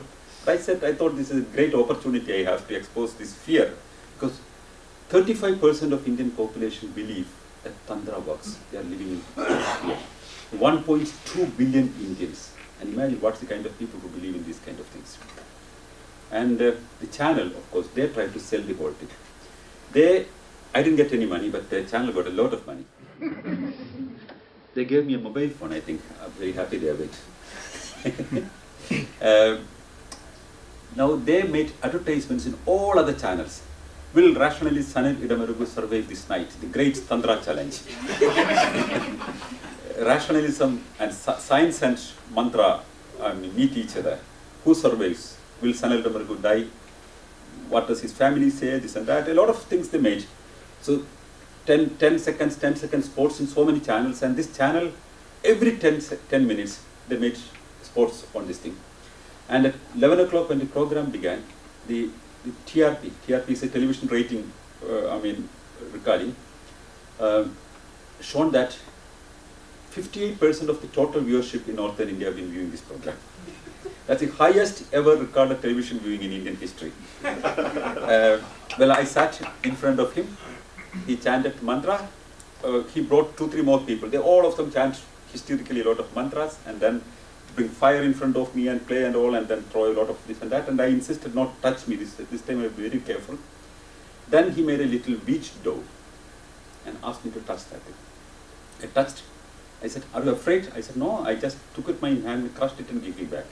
No problem. Then he makes a small nail and say that when I pierce this on the forehead, you're going to be crazy. But when I do, I'll tell you. So then he chanted a lot of mantras, the fire is made, people are chanting, and that's the third part of the, in YouTube you can see that thing. It's a long program, but it's summarized into 4 minutes, the special parts only. So then he put a lot of mustard in the fire, a lot of herbs and chemicals and all these kind of things. The fire and smoke and huge sounds, and it's a crazy atmosphere. If you are an iota of fear in your mind, you would collapse. That kind of an atmosphere he has made. Darkness and not much people and all these kind of things. And then he chanted mantras, and then he said, now you're going to get crazy, and he put the nail on the forehead. I said, nothing happens to me. Then he said, wait, see for some minutes. Then I moved his head or something. He said, okay, he's already behaving strange, he's crazy already. So I just laughed, and I said, this is absurd, it doesn't work. I make very strong statements at the time. And then he makes a knife and cuts the body and put a lot of red color into that. The internal organs are going to be damaged. You know, if people believe, I've heard from people that many people at their homes were afraid, and they thought they would faint, and they closed the television many times. So they were so afraid. It was so horrible scenes. Then he cuts the body, and to damage the internal organs, he pinned so many places. Then he put a lot of red color and shown to people that this is how its body is going to change now. Then he boil it, burn it, spit on it, then put under his shoes and kick it, then put in the fire. Then he write on a piece of paper my name and burn it. And before that he put it in butter and warm it. Lot of things he tried. And the time was running, it was only 60 minutes given to him. There was a reverse clock running. And at the last minutes became very, very hysteric. He was completely panicked and tried everything. And the time was over, and I just stood up and started clapping my hands, and I said, it's all over, it's absurd, it doesn't work. He said, but you will die in 3 hours. I said, unless you make an accident, I won't die. I was extremely careful, and I put my car there, and I took another car and went home. Okay, then he said, after 3 hours, he remained in the studio. He didn't go out because people were been asking him. Then he said, this night he would not survive. He would die. But by a coincidence, if I had a heart attack in that night, he would have said that my mantra has worked. But generally, I'm a healthy person. I don't have much careless lifestyle. But next day morning, when again journalists asked him, he said, he will die in 3 days. Then he announced that I would die in 27 days. Okay. Now it's, nearly 4 years past. And someday anyway I will die. And he would still claim that it has what? But you know, the kind of explanations that people make out of this thing, that's the most interesting thing. What is his explanation? He doesn't speak much of this thing, but the channels have made discussions with other holy men involved. Why it did not work? Some people immediately say that, but he made spelling mistakes in the mantra. Okay. Okay. Some other people that he has been drunk a little bit. But as per the black magic that he wanted to do, he has to drink. He has to do 5 vices as per the this thing. He has to sleep with a lady. He has to, that's as per the tradition of this ritual, he has to drink alcohol. Then he has to take a shower and then put a lot of holy ash on his body. Five things he has to do. And after that only he should do that. And he said that he wanted 4 hours to do all these things. How he managed all these things in 4 hours, I do not know. But he came ready with all these things, but nothing worked. And now other holy men would say that, but perhaps he was not really a powerful person. Other tantrics can do it. He could not do it, but others can do it. But nobody says, he is not that really powerful. He may be not doing all these prayers correctly. But the belief is not the person that is important, but it's the magical words that are important. And whatever he said, we verified later, are exactly the words which are used in the ancient texts. And not only he, others were also chanting mantras. If he did not do it properly, there were 4 or 5 tantrics sitting and chanting mantras against me. Nothing worked. And of course, it has been very, very successful program. And after that, we have seen that, I've been very active in the television. After that, I became a hot product in the televisions after that. So we are very active in the television. This was the ultimate challenge going on. There's a holy man sitting and all. Yeah, here it says that Tantrikas asked 4th time, extra time. So, but all holy men are, Hindu holy men are doing all these kind of things. But nowadays, we have a lot of religions in India, not only Hinduism. we have some 16% Muslims, which is quite a lot of people, more than the entire population of neighboring Pakistan. We have a Muslim population that big. We have 2.3% Christians in India. And they have very ambitious plans to Christianize India very fast. There is a plan, namely Joshua Plan, some years back, which wanted to Christianize the entire India in 20 years, and every district has been allotted money, and a lot of money was collected for that thing. When John Paul II Pope visited India, he made a very interesting public statement. He made a huge mass in New Delhi. He said, the first millennium, we harvested the faith. That's the word he used. We harvested faith in Europe. Second millennium, we harvested faith in Americas and Africa. Third millennium, we would harvest faith in Asia, especially in India. And all of us should be active for that. But I appeared half an hour later in a television channel, and I said that that's a very ambitious wish, and we would not allow it, and we'll fight it out with a very powerful weapon, which is known as common sense. Very simple like that, and it doesn't work in India. And there was enormous quotations about what I said, and I got good coverage against what he said also. So church was not very happy with me. Also, when Mother Teresa has been celebrated as a saint, I made articles mainly quoting Christopher Hitchens about how, for example, in the name of the poor people, money has been collected and misutilized for building up institutions, and how the poor are handled. For example, syringes are never, every center you have to collect medicines by begging. You don't use this money that is collected. For example, for a tuberculosis patient, when the antibiotic process has started, which will go for 6 months, to stop in between, will get immunized, and no antibiotic will work on him after that. In the centers of Mother Teresa where tuberculosis patients are there, once they start the immunization process or the antibiotic process, when there is no medicine available, they don't go and buy from a pharmacy. They would ask local people to donate it. If they don't donate it, that's the wish of Jesus.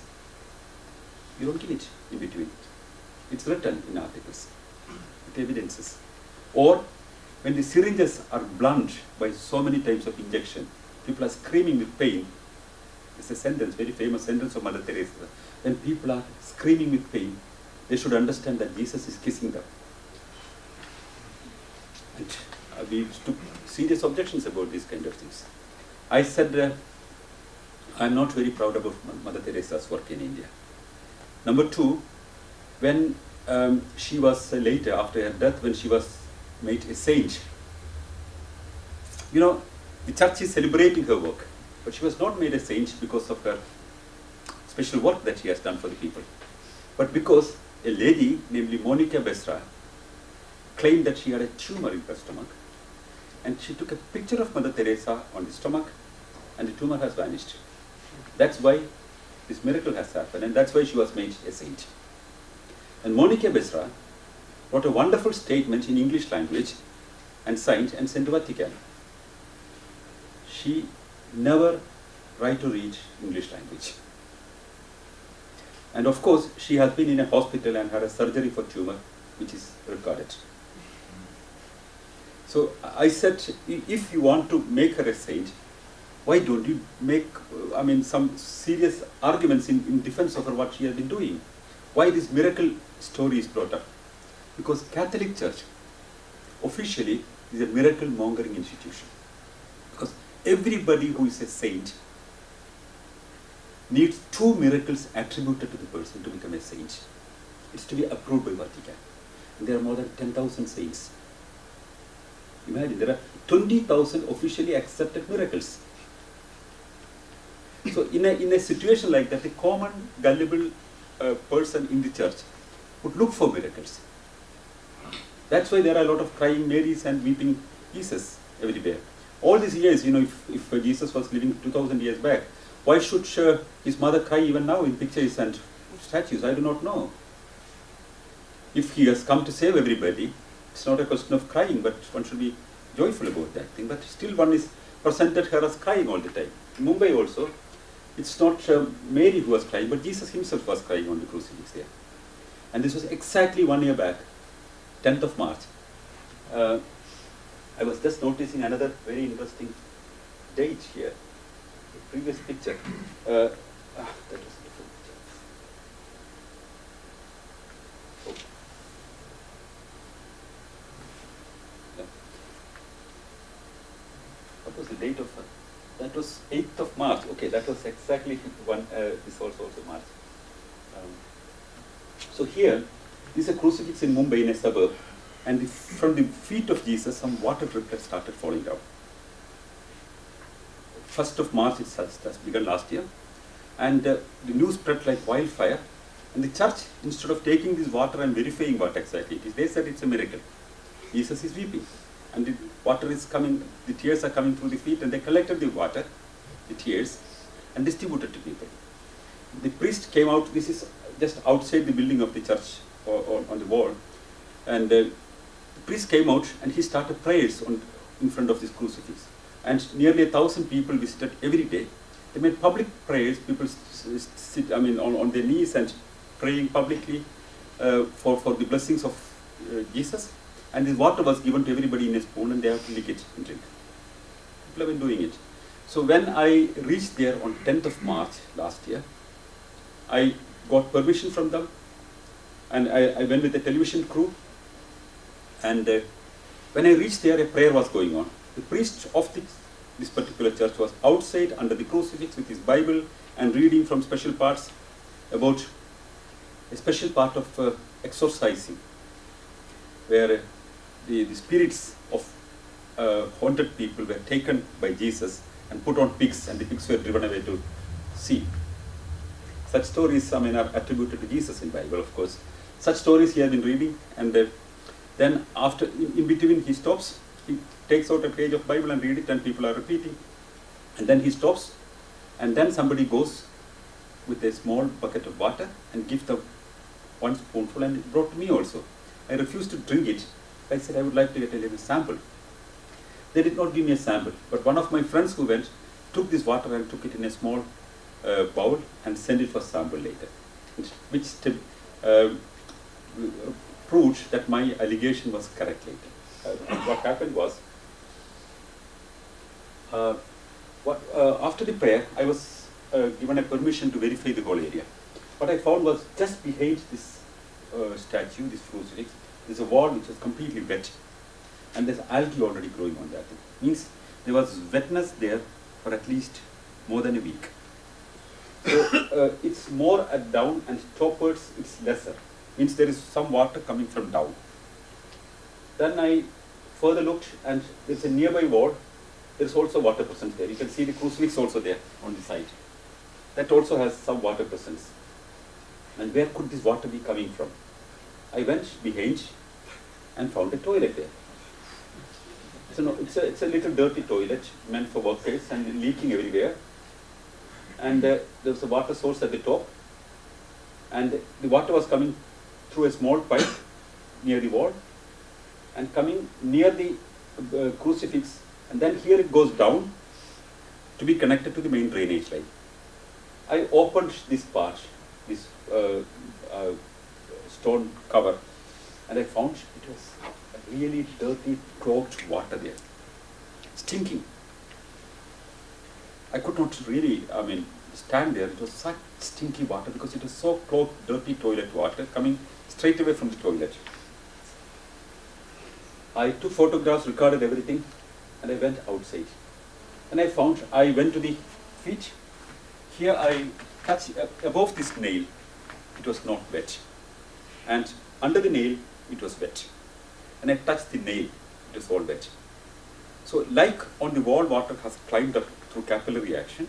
Water, when it cannot go down, it looks for other places to climb up. Small pores it climbs up. That's why trees get water. That's why when there is water clogging, it comes on the wall.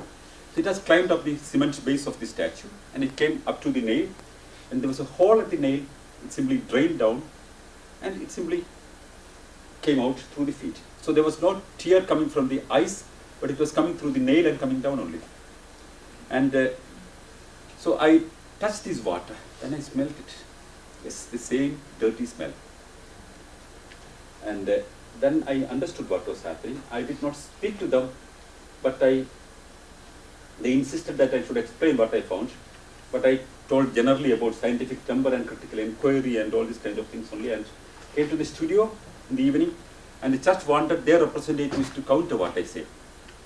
They sent 5 representatives to counter me. It's a live television program. First 10 minutes, I get an opportunity to explain it. I explained it so properly with pictures and drawings and photographs. It worked very well. Because next day, there was no single person going to pray there. It was all over in one night. Because once I told that this is dirty toilet water, nobody wanted to take it. But the price I had to pay was very, very high. The bishop himself wanted to be, in the television program they have been shouting and screaming, and they said, water will not climb up, you are absurd, you don't know anything about that thing, water goes only down. These kind of arguments they make in the television program. Then the bishop himself wanted to be in the television program. He comes in. And the bishop says in the program that you are ignorant.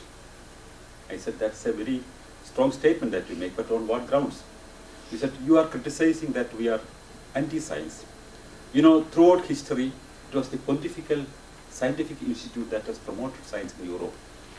We have been the promoters of science. I just laughed so loudly. Provoked, of course, him. Then I said, I would counter it, but not by me. I would bring 2 witnesses from history. I would invoke them to counter you. One would be Leonardo Bruno, whom you have burned on a city square. The other would be Galileo Galilei, whom you have put in prison for 12 years. And he said, do you know what Galileo Galilei said at the last? He apologized for the mistake. And I want you to apologize too. That's a statement of the bishop.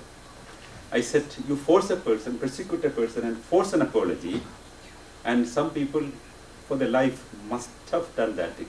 But I would not do that thing, because I would say that you have to apologize. Because you have been giving dirty toilet water to people, telling that it's a miraculous water. It's very irresponsible. Very irresponsible. And thousands of people you have given this water. And how much diarrhea you have spread out of this thing to be counted. So the bishop was very angry, and then I said about miracle mongering. I have complained about the Catholic Church that your miracle mongering is seriously taken. Maybe in the medieval times, whatever you have done, I don't want to criticize you. You are not responsible. Some other people have been doing. But I thought things are being corrected. John Paul has apologized for a lot of things. Then he said, you simply say John Paul? I said, I didn't say His Highness or His Majesty or something like that. I said, I later told to him, in a press statement also, I said, Mr. Bishop, I do not know your name. I do not call all these people Highness or Majesty or anything. I can call a person by name, or the position.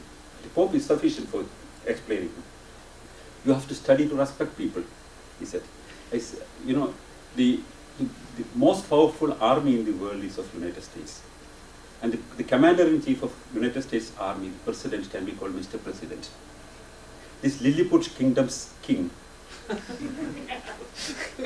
he cannot be called Mr. is something, you know, ridiculous. So I refused to call him, I said I can call him with Mr. I mean, that's the maximum I could do. I don't want to insult anybody, of course. I mean, he's an individual and I would respect his views on the other side. But I would like to have, as an individual to individual level, I think he's not infallible in my eyes. And also they have made a lot of mistakes. That's why you have apologized. No Pope has ever apologized. They are infallible. I said, maybe you have to study more about the Catholic Church. I said the bishop. Bishop became very, very angry and he walked off. But immediately he told his people there, talked to them and later telephoned them. And they immediately came on the television shouting at me, and they said, we will not allow you to see sunlight after this thing. We will punish you. I told them later, look, you already tell people that, you know, for whatever kind of things that I am doing, there is eternal fire in the hell already. But if that's not sufficient, then you have to punish me here itself. Okay, try that thing. Okay, but they're not happy with the eternal fire waiting for me, but they went to police stations and sought the support of police officers. And I asked them also, if you feel that any of what I said is incorrect, historically incorrect or scientifically untenable, you can file a defamation case against me. I welcome you do it. But they didn't go for a defamation case. They went for a law which was made in 1860 by the colonial authorities in India, which is not compatible with the Indian constitution. This law, the last person I know who was convicted was Periyar E.V. Ramaswamy in 1958, a very famous rationalist was convicted.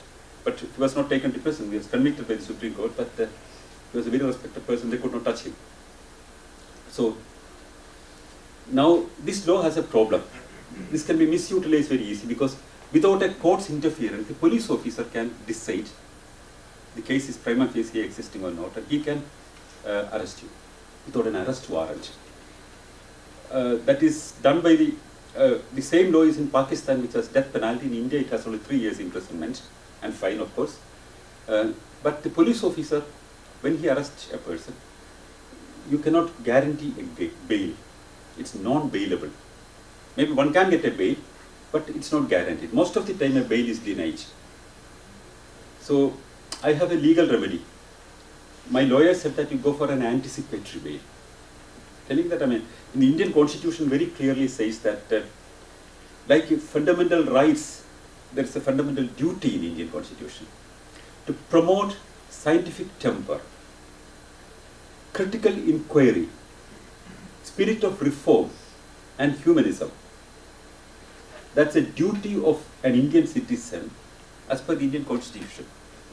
On the other side, as a fundamental right, there is freedom of speech, belief, faith, worship, and opinion. It's guaranteed as a fundamental right. So what I've been doing was my fundamental duty, which is defended by my fundamental right. But the Indian Penal Code says that if with malicious intention somebody tries to hurt the sentiments of somebody's belief, he can be arrested without an arrest warrant, and the police officer can do it. Though the law, which was never used properly, was used against me. The bishops asked to file cases in all police stations against me, and 17 police stations they have filed complaints with 17 different people. 14 police officers said that is absurd, and they simply rejected it. But the bishop could convince 3 police officers. They've taken it in regard. And one police officer started calling me at after 10 o'clock in the night, come to Mumbai and get arrested. First of all, I said that, are you calling from a mobile phone or a police station? Okay.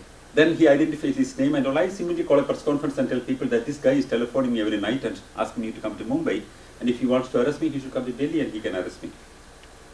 Okay, I knew what I am speaking because this case was in Mumbai. And I never thought, I took it as lightly. I did not seriously think that nobody would come to arrest me. Because if I could be arrested for such a thing, I've done much serious offenses to most of the miracles in India. Thousands of miracles I've explained and exposed. And I've been speaking so openly and so, powerfully in all channels and media and articles and everywhere. And Catholic Church also have very strongly criticized earlier. Like for example, when Sister Alfonsa was made a saint from Kottayam district. That's a very interesting place. Kottayam is the place I was growing. And that has the highest concentrated Catholic population. 48% of the people are Catholics. And all most of the schools are owned by some kind of church relation. So when Sister Alfonsa, one nun who died some years back, was suddenly made a saint, all the Catholic schools dressed up the little girls there in nun's dress and made demonstrations in the streets. In my article about this, published in Outlook magazine, it's available on the net also, I said this is a very important recruitment drive which is going on. Because the number of nuns in the whole world is declining so heavily. It's 70% decline in the last 50 years. And more than 50% of the nuns of the whole world are going from India. And out of the whole 50% of nuns going from India, 92% are going from one district which is known as Kottayam.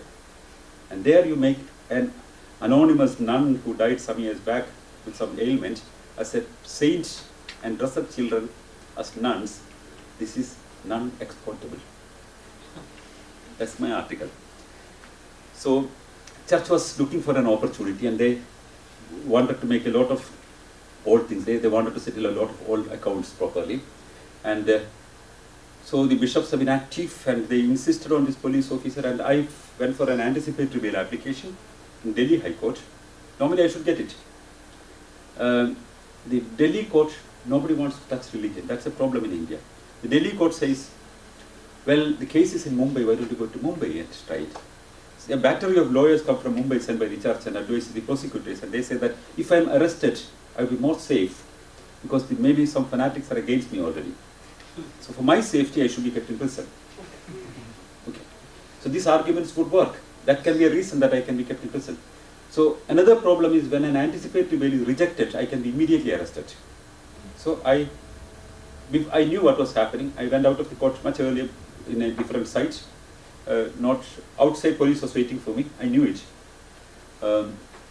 Because I wanted to move to Mumbai High Court to get an anticipatory bail. If I'm arrested, I cannot move an anticipatory bail. That's a technical problem. Because in anticipation of an arrest only I can go for a court. If I'm arrested, it's non-bailable. So technically I have to remain out and try for a bail before getting arrested. So I decided, my lawyer said that, go underground. So it looked very difficult, you know, a face of me which is not so popularly known everywhere, I cannot really go underground. It's very difficult for me.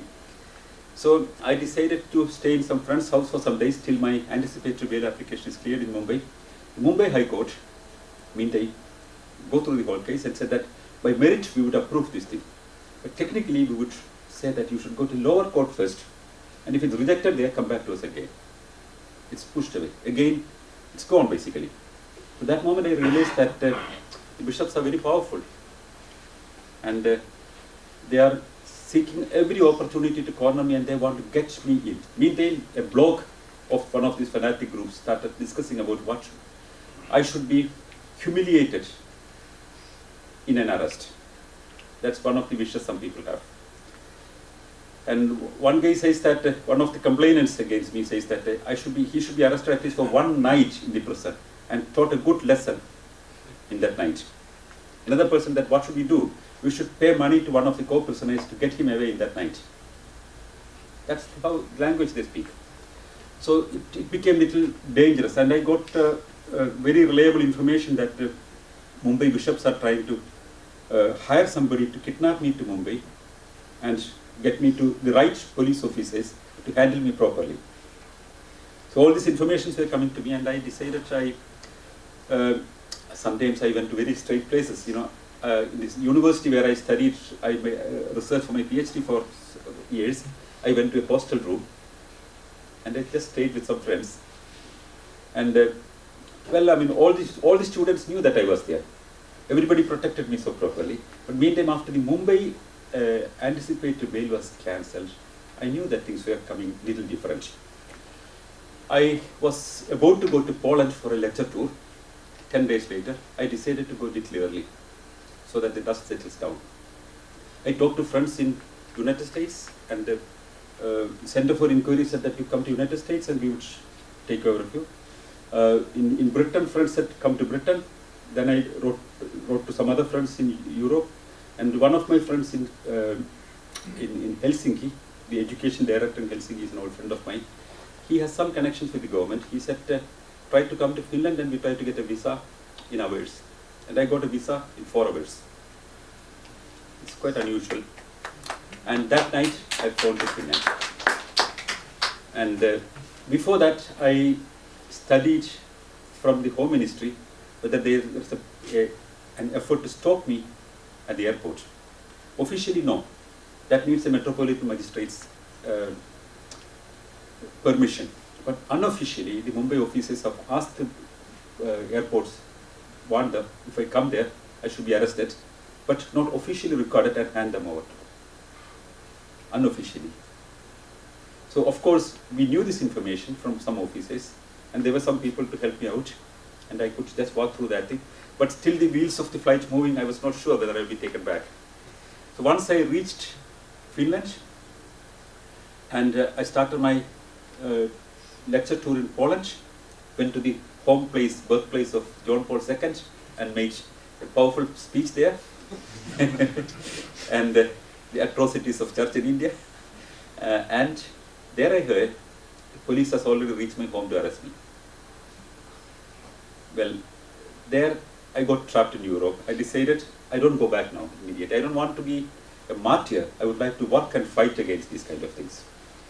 Then I decided now I would, they wanted to stop me studying about miracles, but I don't stop that thing. The rationalists are everywhere exposing miracles in India. I'm in contact with them. At least 20 more miracles of Catholic Church alone we have exposed in India. And of course, in Poland I have exposed some miracles. Then the next trip, another trip was in Ireland.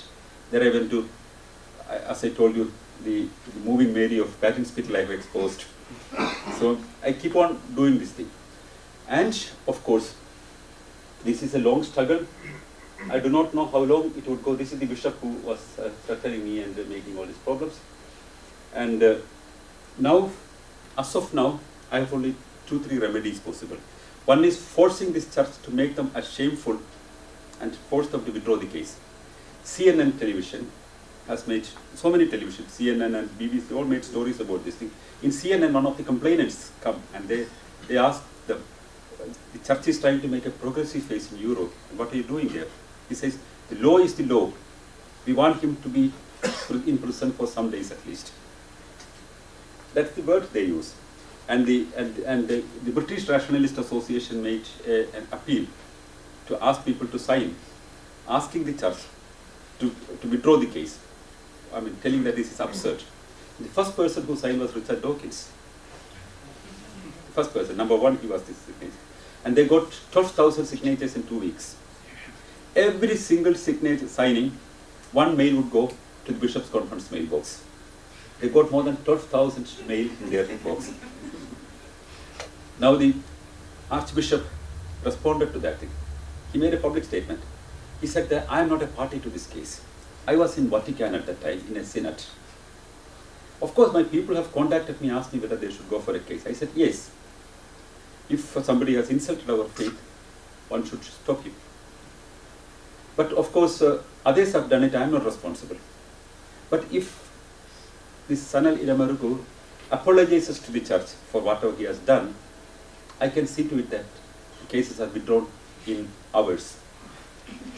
I made a press statement very clearly, one statement, one sentence only in that thing.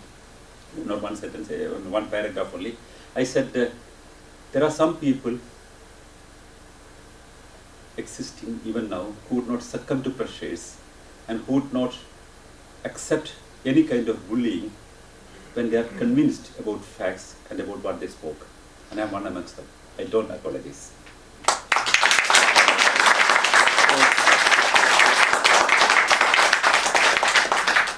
I have a lot of problems. For example, my mother is 80 years old. She's ill. I cannot see her. I talk to her over the Skype. I chair the Rationalist Association's board meeting. I said I can resign since I'm away. The association has re-elected me in absentia. And I chair the meetings over the Skype. And we have all our publications, everything is going intact, and this has given a lot of confidence and unity in the whole movement. That's the biggest achievement I feel, this thing. Not that I could be isolated or anything. Personally, I have a lot of troubles when I'm not in India. But this has given more strength to the movement. Now I'm traveling all around the world and speaking about this thing. I've been in most part of Europe now.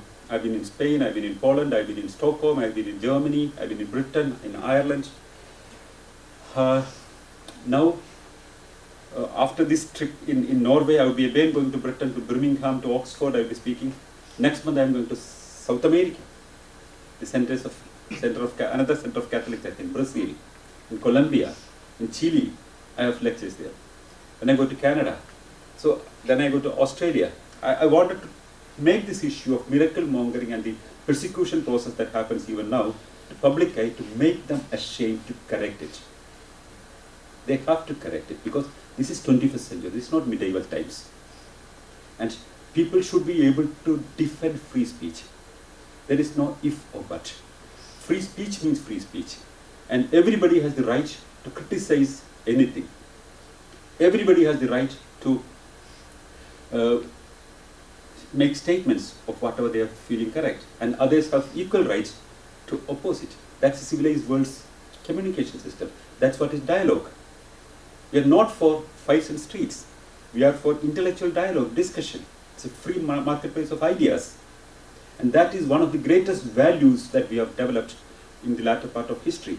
And if we want to jeopardize that thing for the authority of certain people, of some holy man or some church or some mosque or somebody, like Gillen post your own paper said, free speech is free speech is free speech, free speech. There is no if or but. It has to survive like that. And it's one of the greatest values that we have achieved. And I'm willing to go to any extent to defend my right of free speech and to defend my right to say a fraud is a fraud. And that's why I'm in this mission. So in this process, I've got a very interesting question from one of the journalists. They said that we have stories that you could be killed by somebody if you go to India. I said, I'm not afraid of that thing. I've gone to people directly, and I mean, people like me, I know it. But, I mean, nobody can prevent if somebody wants to kill somebody. And if somebody wants to kill me, I made, again, a very sarcastic comment. I don't believe that Jesus has resurrected. I don't believe that he has resurrected. That's a mythological story. But if I am killed, I will resurrect. But not as one channel, but hundreds of people who defend my position, and they will see to it that intolerance no longer works. And that's my mission. Thank you very much.